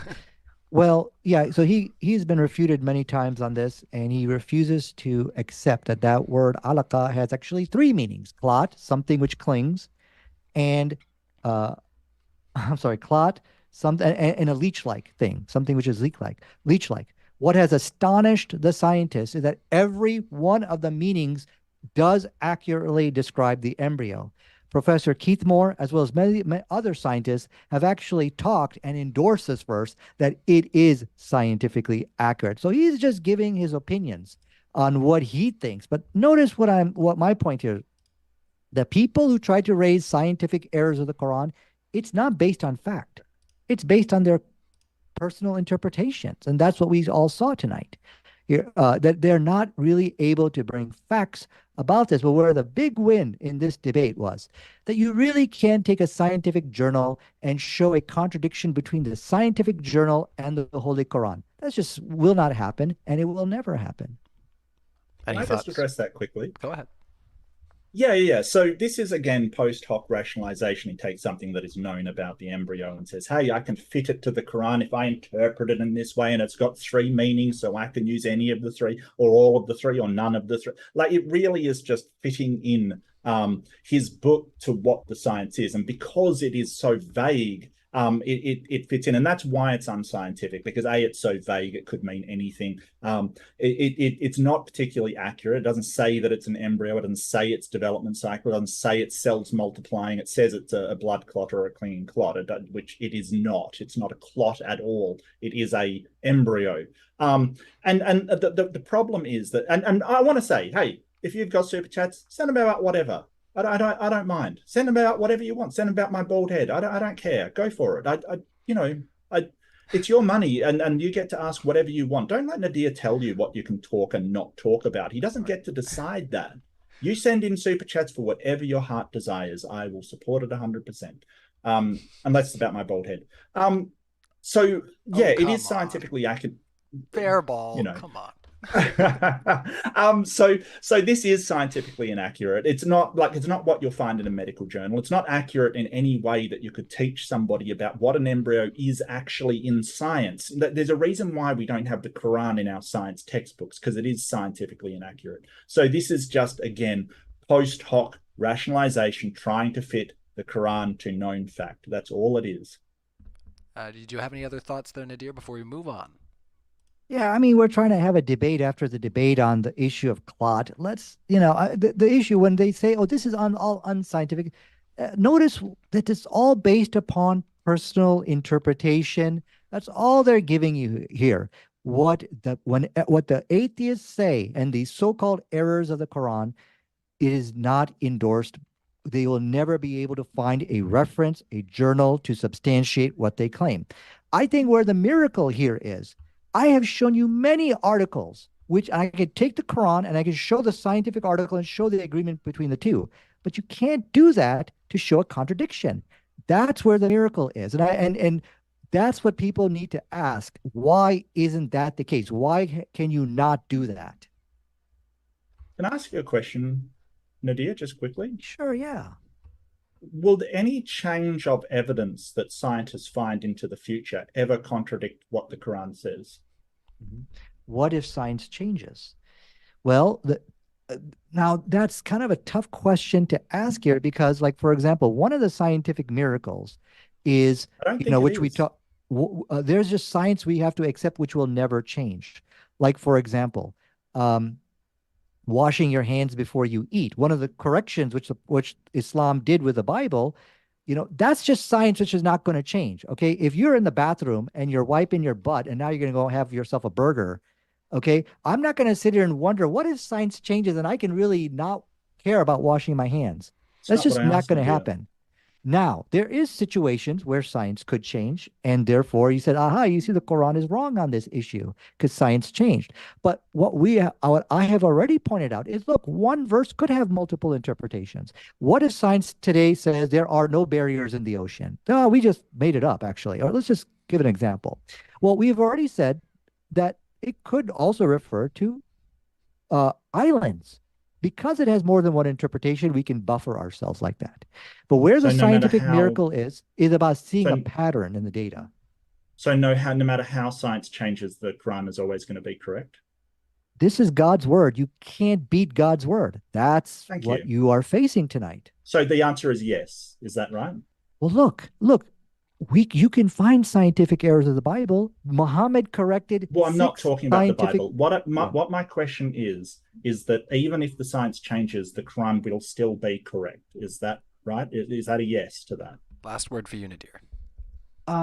Well, so because the scientific, if you look at the science in the Quran, some of them can have more than one interpretation.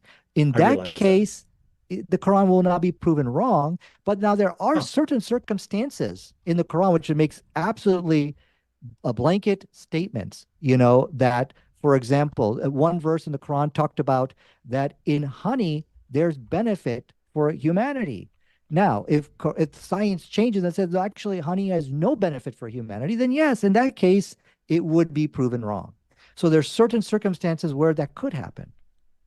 All right, let's move on. Matters Now for $5 says Quran denies human evolution, the most evidence-based theories we have in science. Quran is wrong about evolution of humans. After show on Matters Now. Yeah, no, the Quran actually doesn't deny human evolution. It actually, well, if now orthodoxy denies evolution, but could you really find a contradiction between evolution and the Quran? Well, you probably won't. You're not going to be able to, because one of the points which people point out about the Quran, it doesn't say Adam was the first man. It doesn't say that. So I'm going to share my desktop if I could real quick. I could show you what some people can, um, some theories some people can have here is here. If you could look at my There picture, you you go. got Adam off to the left over here. He could have mated with one of these homo groups. And then from there, we got all of humanity. So these are just some of the hypothetical situations people can bring up. I'm not saying that's what I believe, but what I'm saying is the Quran is actually open on this. So I don't see really any contradiction between evolution and the Quran. In fact, I don't even really discuss it. All right.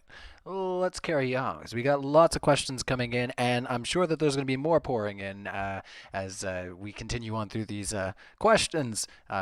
Curious minds are going to want to know. So, Sunflower, so happy to see that you're here. Let's see. Nadir, NIH paper from 2023 for heart disease, diabetes, and neurological disorders. Wine not only does not increase the risk of chronic degenerative diseases, but is also associated with health benefits. We're talking about wine, right? Yes. Alcohol, yes. Yeah. Okay. So yeah, this is so as you can see, this guy's argument is going to backfire on him. He still doesn't understand the science. Even though there are some health benefits to alcohol, the overall harms outweighs the benefits. That's what science says. Look at you could go to your doctor when you go for your physical exam, and when you tell him that there's a check mark, do you drink alcohol? And even for your eye exam, you can check mark no on that, and nobody's going to come in the room and say, "What? You don't drink beer? You need some alcohol in you." No, alcohol is, in spite of the good things which alcohol has, it is not needed by the human body, and the harms outweighs any benefits. This is word for word agreement with the Holy Quran in chapter 2, verse 219, where it explicitly says that the harm outweighs any benefit. So here's my point. Even in today, the year is 2024, these people can't get it right. How did Muhammad get it right 1400 years ago? And he's not the only one, but if you look at my other debates, you still see people fumble on this. Oh, it can help your heart, you know. So this is actually an evidence, once again, that Muhammad is a true prophet because he got it right 1400 years ago. I'm going to read this one early. Squid Super Hunk says, "Nice bald head, Mark." He is bald, isn't he? Who? I was gonna say, is he? Is he Nadir? I don't know.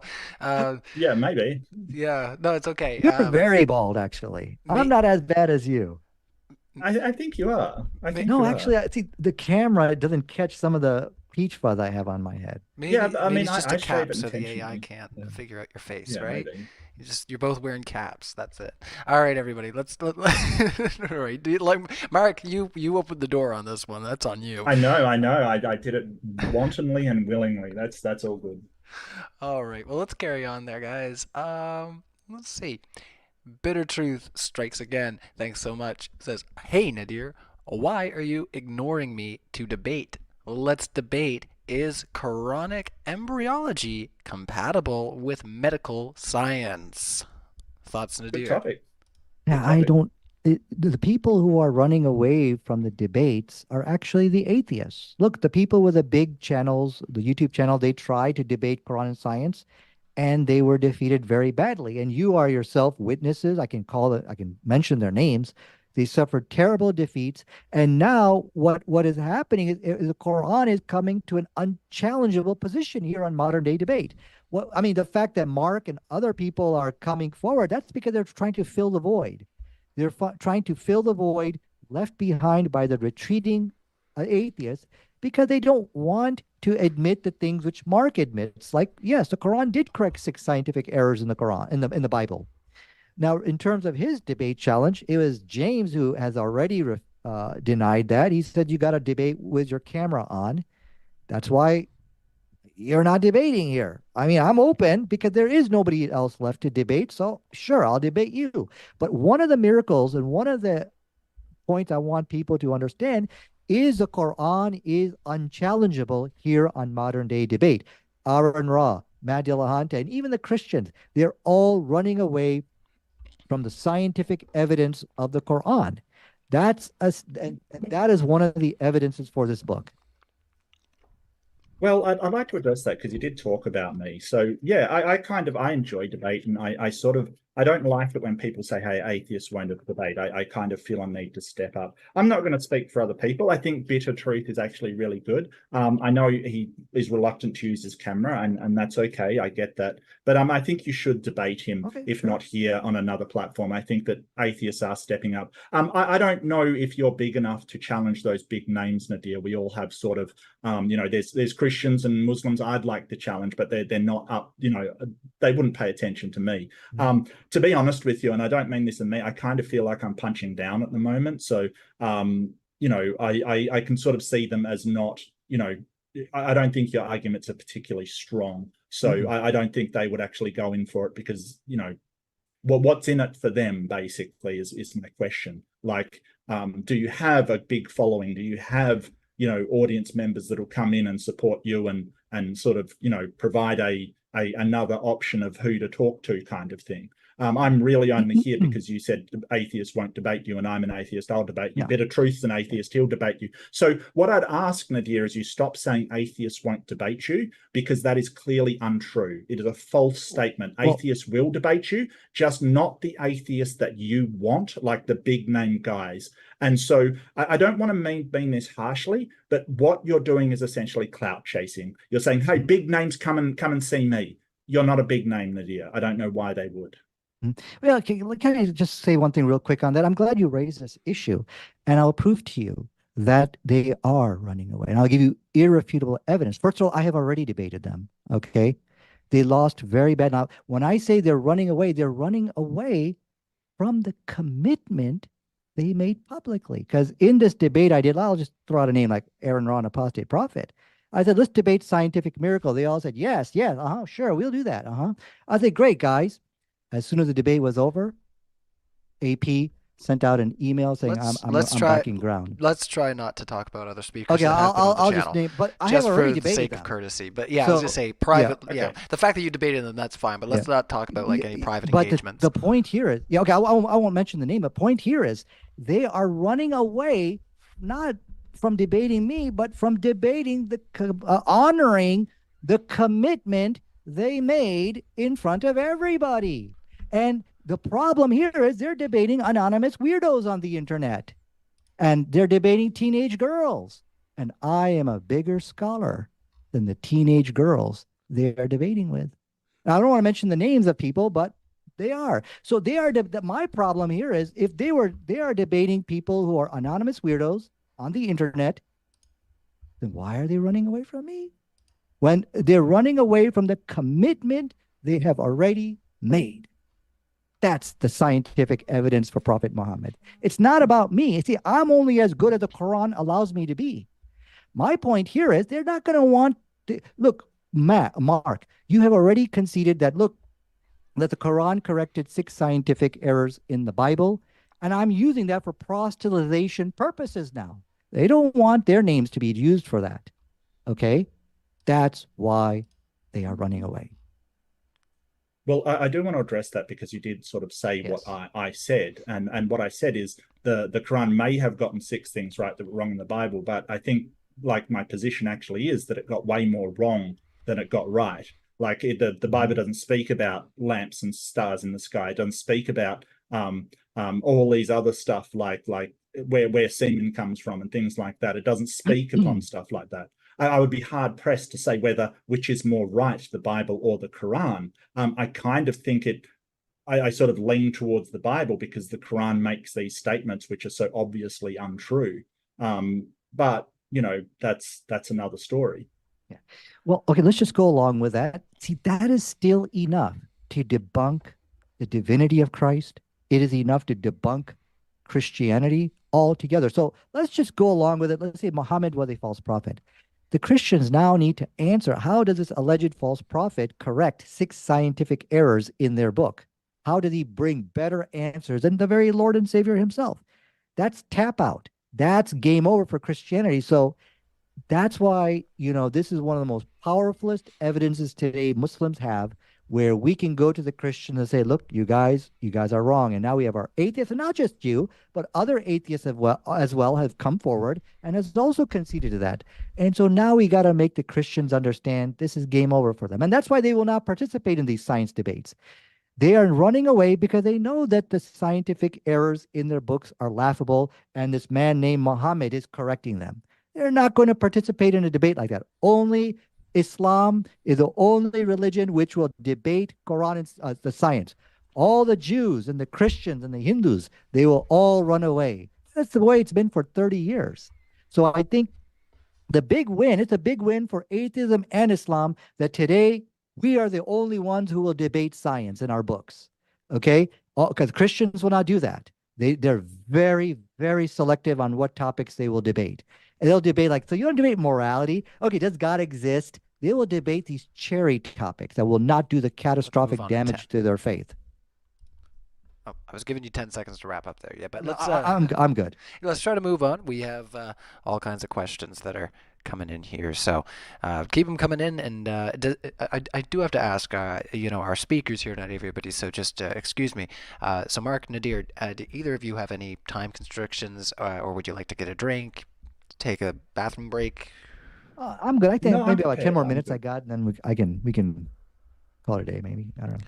I got Okay, about 10 minutes. we got yeah, because we got what probably about 15 more super chats to go through. So if it's all right with you, I'm gonna set a 1 minute timer, and we'll try to get through as many of these as we can. So I'm just gonna say to the live chat here, you know, maybe one or more, two or more super chats, and we gotta call it from there. So not that we're reading out, just if they come in. So let's carry on and try to get through these. So. Squid Super Hunk says, if something is scientifically unfalsifiable or otherwise can't be tested or corroborated scientifically, isn't that the exact definition of unscientific? 1 minute. Well, if you're talking about gods and goddesses and the belief in the supernatural, the scientific world are not going to deny, confirm, or deny that. They're not going to use words like this is unscientific. Now, atheists can do that, but that's not what the scientific world believes in. In fact, science actually promotes miracles. They actually promote people believing in God because that does actually help heal people, and that is scientific. I was actually talking to a doctor, and he was a Muslim doctor. Then when you talk to people, and he tells them that and of course they're crying about getting the bad news that they're going to die of cancer. They only have 6 more months left. They're in depression. They're crying. He says, 10 what seconds. I tell them, go to church, go to temple, go to and join a group. So actually, the medical world, scientific world, is very cool with the issue of God and miracles, and they That's actually 10. do promote it. All right, Yeah, next I'd one. like to add something to that if that's cool. All right, if you can do it quickly, because we're going to try to get through these. Yeah, so it actually science investigates the belief in God, not the God itself. So the belief in God and beliefs and psychological states in general are investigated by science. That is covered under the scientific methodology because we can investigate this using scientific methods, but it doesn't actually investigate the supernatural claims. That's when Nadir's got it wrong. Just because a belief in something may help you through a time of stress doesn't mean that that belief is being investigated. The thing itself is being investigated by science. Only the belief. So he's got it wrong All right, again. let's try to move on from there, guys. So let's scroll down here. Or does Nadir want So, a last word? Because that was kind of harsh. well, Yeah, I got a last word.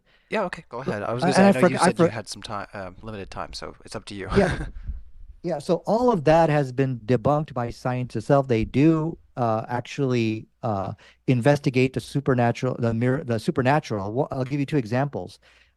There's an example of a nun who was buried like many years ago, and her body is still preserved. That's in Missouri. Just go ahead and Google that. Now, of course, Muslims show the same type of miracle, and science has confirmed it.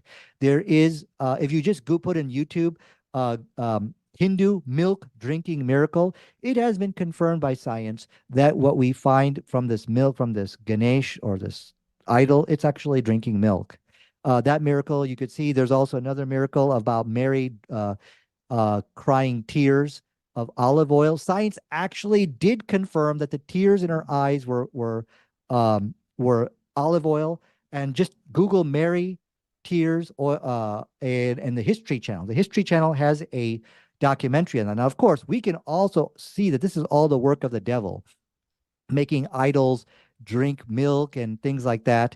But the issue about the supernatural now is actually confirmed by science now. It is confirmed, and they have no explanation for these three phenomenons which we see. So this is a death blow for atheism. There's no way their beliefs can be true. So now atheism is going down like a clown, like Christianity is. And this is a clear scientific evidence which disproves both belief systems. All right, well, let's carry on from there. Just having some fun in the live chat. Yeah, this is almost as big as my head. It's fun. All right. Don't mind me being the worst person in the live chat. Samir Farsain says, Quran says, Chiab, take a bit takib, meaning a piercing torch, which exactly describes a burning asteroid piercing the atmosphere? Where did you get stars from, Mark? Sorry if I messed up that. Uh, Chihab to keep. Yeah, so stars are balls of plasma. They are sort of undergoing nucleus fusion, basically, where hydrogen is converted into helium. They're not, and sort of heavier elements are created in this nuclear fusion process. So they aren't torches, and meteorites are not burning torches. Um, they're bodies of usually heavy metals like iron and things like that are past remnants of, say, supernovae explosion. So one of these things is scientifically accurate. Burning torch is not scientifically accurate. Now you might say, hey, it's hyperbole. It's a sort of description of kind of what it is, and sort of this. That's fine. That's fine, but it's not scientifically accurate, because a scientifically accurate thing would 10 say seconds. what it is, not what it's like. Do we also get a closing as well? I wouldn't mind just quickly having a closing, like maybe a minute or so. Well, yeah, I was gonna say before we get to closings, we'll see if we can get through a few more of that these super Okay, chats. sure, sure. Yeah, yeah, absolutely. I just want to make sure. Yeah, no, we'll definitely get you guys final thoughts as long as we can get roll through these.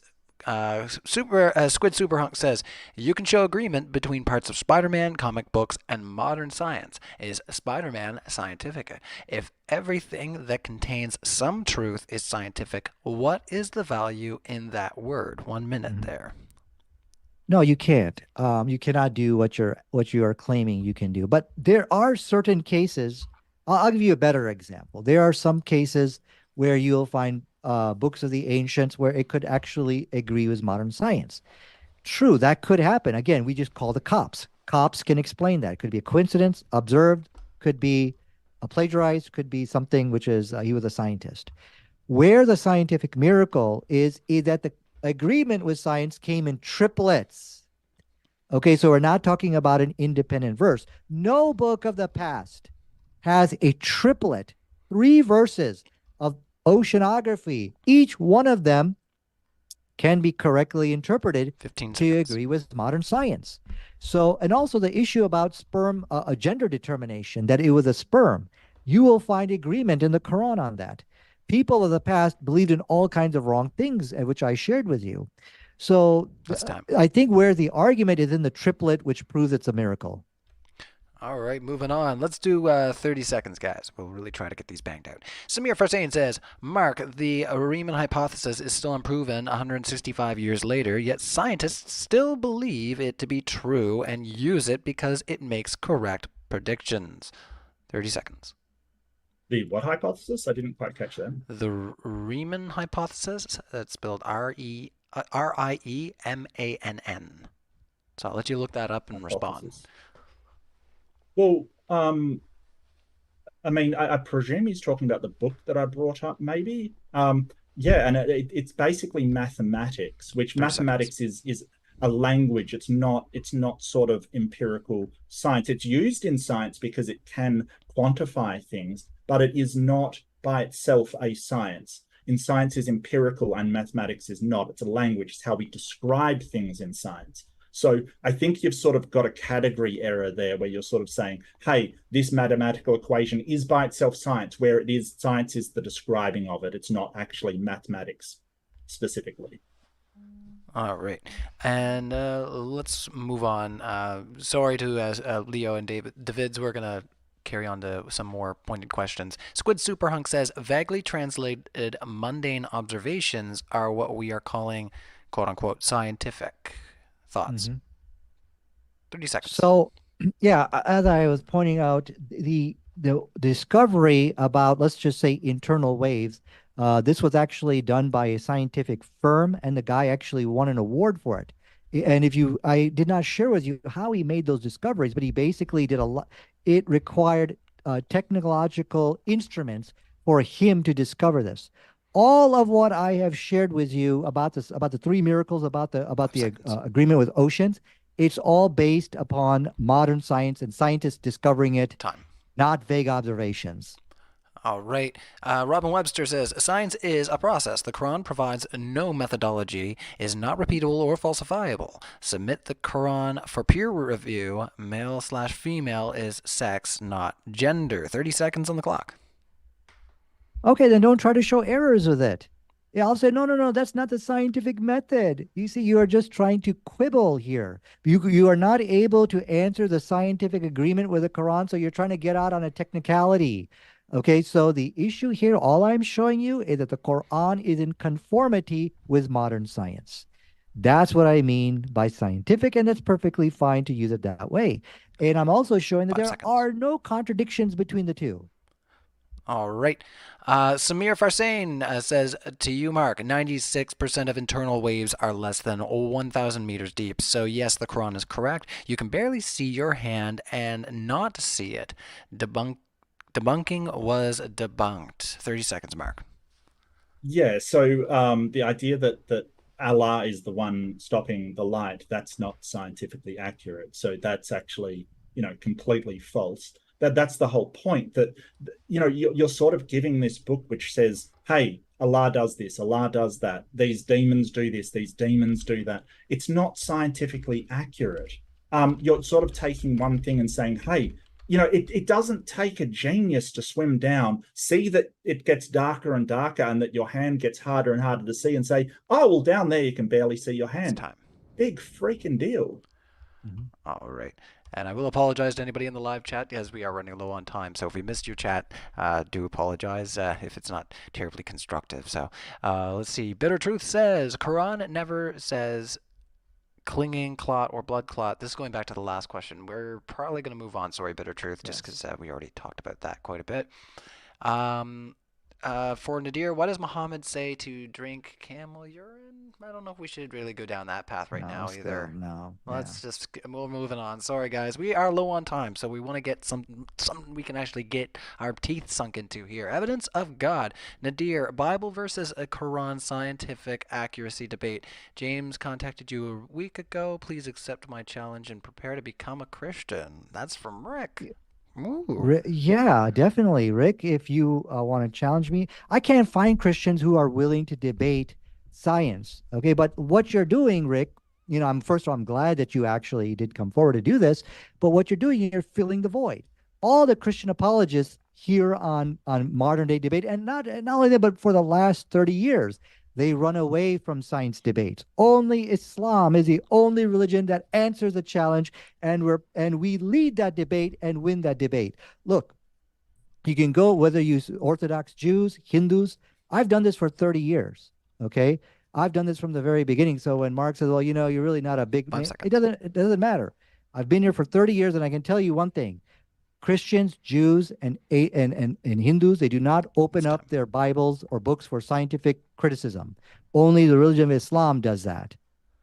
All right. In Islam, Ea throwed mountain on earth to prevent lands from moving. I think Ea did not know about tectonic plates, or he skipped geo class. Same for biology and the formation of the embryo. So I think what's happening here is they're trying to do damage control. They're thinking, okay, if I can show some kind of error with the Quran, all the scientific evidence is going to go poof, but it's not going to work. First of all, the Quran says nothing about what you're talking about, and so we could just move on from there. All right. Let's see here. Bitter Truth. I defeated you, Nadir. Your claim sperm doesn't form in the testes, and next debate you were unable to provide evidence God created sky without pillar. I'm an atheist, Nadir, and I'm willing to use camera. 30 seconds. Yeah, talk to James. I will accept any challenges. Again, I am, because there really is nobody else left to debate. Even though I appreciate you coming forward, but the undeniable fact is that atheists are running away from the commitments they made to debate this topic. That's an undeniable fact. So Shane the Pain will spend a little time with this one. It says, it's not a scientific fact when you can change the meaning of the verse when you want. That was for $20, so we'll put up to a minute there. Any thoughts? Yeah, no, I never changed the meaning of any verse.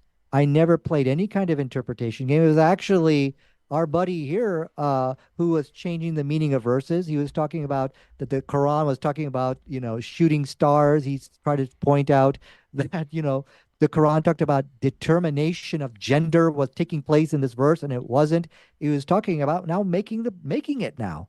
Okay, so he misrepresented the Quran over there. And I look, I've been sitting here for almost 2 hours now waiting for anybody to show that I'm just misrepresenting the Quran. That 5 seconds. never happened. What's happening here is you are trying to salvage this debate. You're trying to give him ammunition to use against me. What's the debate's over? All right. Well, I did say we'd spend a little extra with it because it is $20. And you invoked Mark several times. So Mark, 30 seconds on the floor. We'll go. We'll move on from this one. Yeah. I don't know what debate like Nadir was attending. He clearly changed the stars to lamps and then back to stars and then said they're meteorite. He's changing it all over the place. You can rewind it, you can watch it again. He said that they were lamps. It's talking about lamps, and then the next time he's talking about. He does a lot of this. He said, "Oh well, if it's wrong about waves under the ocean, it could mean barriers is something else." This is what he's doing. He's 5 just seconds. changing it to meet his needs at the time. That's all. All right. Flanker 420 says, Nadir, if any of the scientific facts were the opposite case, couldn't you decipher the text to fit either way? Seems very much like a Rorschach test. I don't know what a Rorschach test is. It's the ink blots that you see. That you see the ink blots and you get your first impression. It's a butterfly or something like that. Rorschach. I'll have to look it up.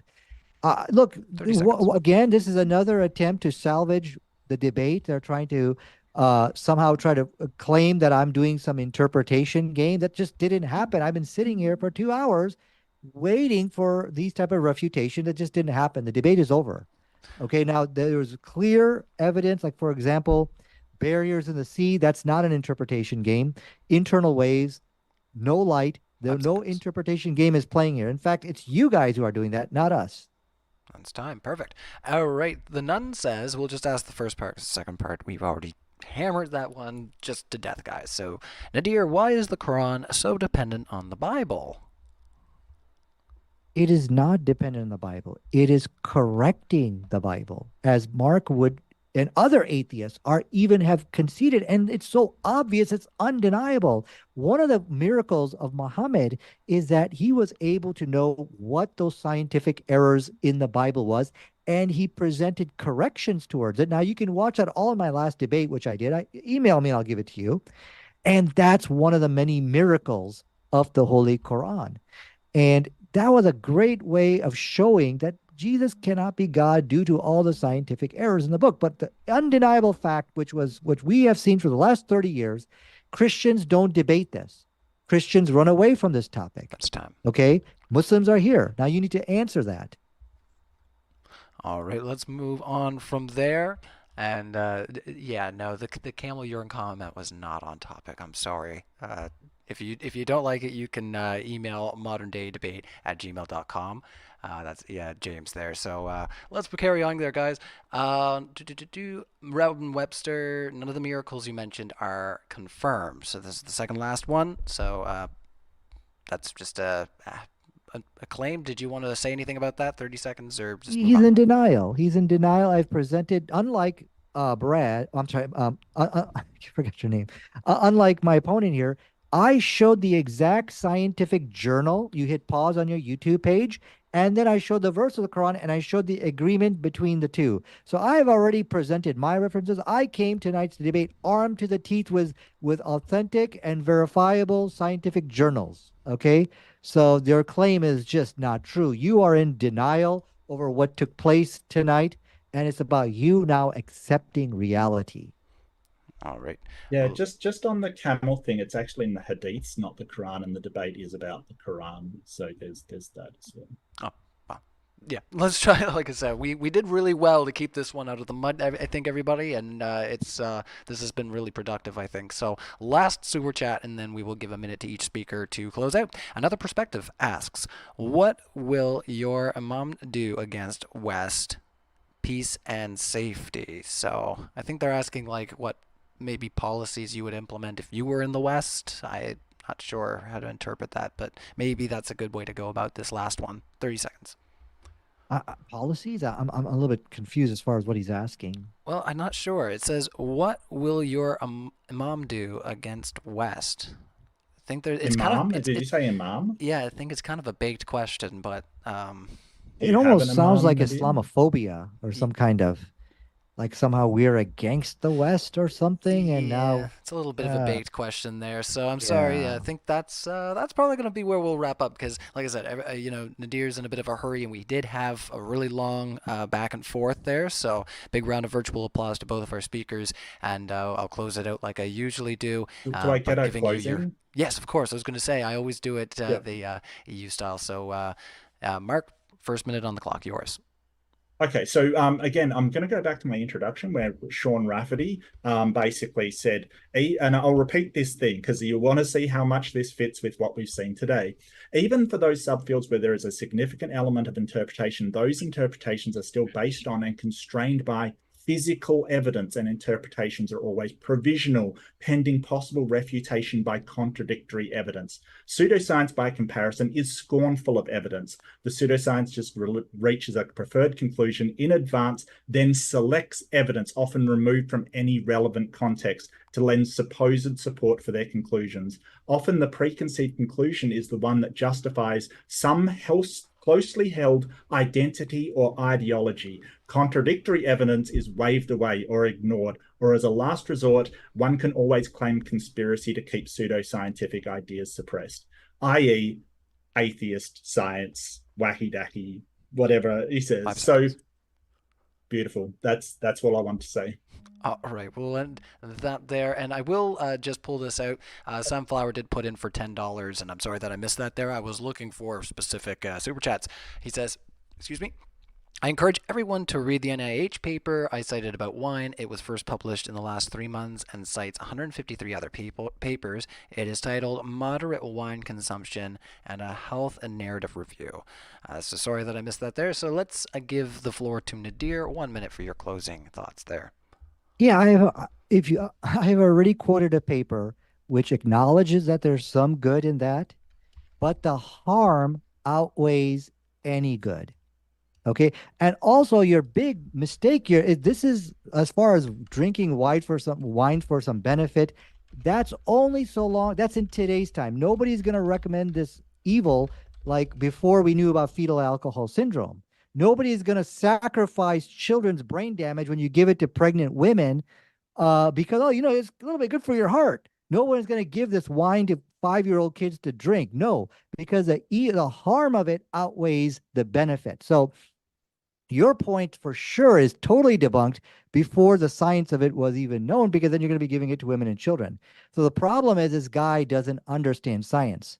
He doesn't understand that Muhammad gave a scientifically superior, and he understands, but he doesn't want to accept it, that Muhammad gave a scientifically superior answer on the issue of alcohol, not drinking it, leading to Muslim women 50 times less likely to give birth to a fetal alcohol child. That's what the studies demonstrate. That good of it outweighs any good. 5 seconds. I mean, the harm of it outweighs any benefits of alcohol. And just email me. I'll send you the journal on that. Just to confirm with you there, Nadir, this is your 1 minute closing on the debate itself. I don't know if you were. Yeah, I was gonna say if you. Yeah, it sounded like you were answering that question. So did you want a minute to close your thoughts there? Yeah. Let me get a minute here. Sure thing. As I was on my phone, and maybe you've got the notification too here, I literally in the middle of the debate received a notification of one of these people, I won't mention their names, who has a big YouTube channel debating some anonymous weirdo on Islam, science, all these things. This is my point. They are running away because they know they cannot beat the case. They saw the terrible debate defeats they suffered in the past, and they're doing, and so that's one of the miracles of the Quran. I think what was funny tonight was Mark trying to show articles in scientific journals contradicting the text of the Quran. He fumbled, tried to misquote the Quran. We had a lot of fun on that, I think. But the scientific evidence is clear. I'm just repeating myself here. The scientific miracle is in the triplet. If it was just an individual verse, On C's, yeah, maybe anybody could get that right. You could call the cops on it, but the scientific miracle is in the triplet, 5 and there's seconds. no scientific errors pertaining to C's, proving this is a miracle because this cannot be done by research or observation, because those things come with That's trial and error. There's no trial and error in the Quran. All right. Looks like Nadir's wrapped it up there, so that's time. So, yeah, if you haven't already done so, hit the like button. Share this out in those spaces you like having these discussions, and keep the debate rolling. We like seeing everybody in the live chat hanging out and putting in your 2 cents. So, yeah, 60 seconds is pretty short. Yeah, it can be a little short there, so I do see you. We're going to close out, everybody. So, once again, big round of virtual applause to Mark and Nadir. Thank you guys for being here at Modern Day Debate. We super appreciate our speakers, and of course, we super appreciate you guys in the live chat. So, until next time, cheers. Thank you. Thank you. Thank you for watching, liking and subscribing this video, and I want to give a big thank you to all the channel members whose support allows me to bring you more content like this in the future. Thank you so much, everyone.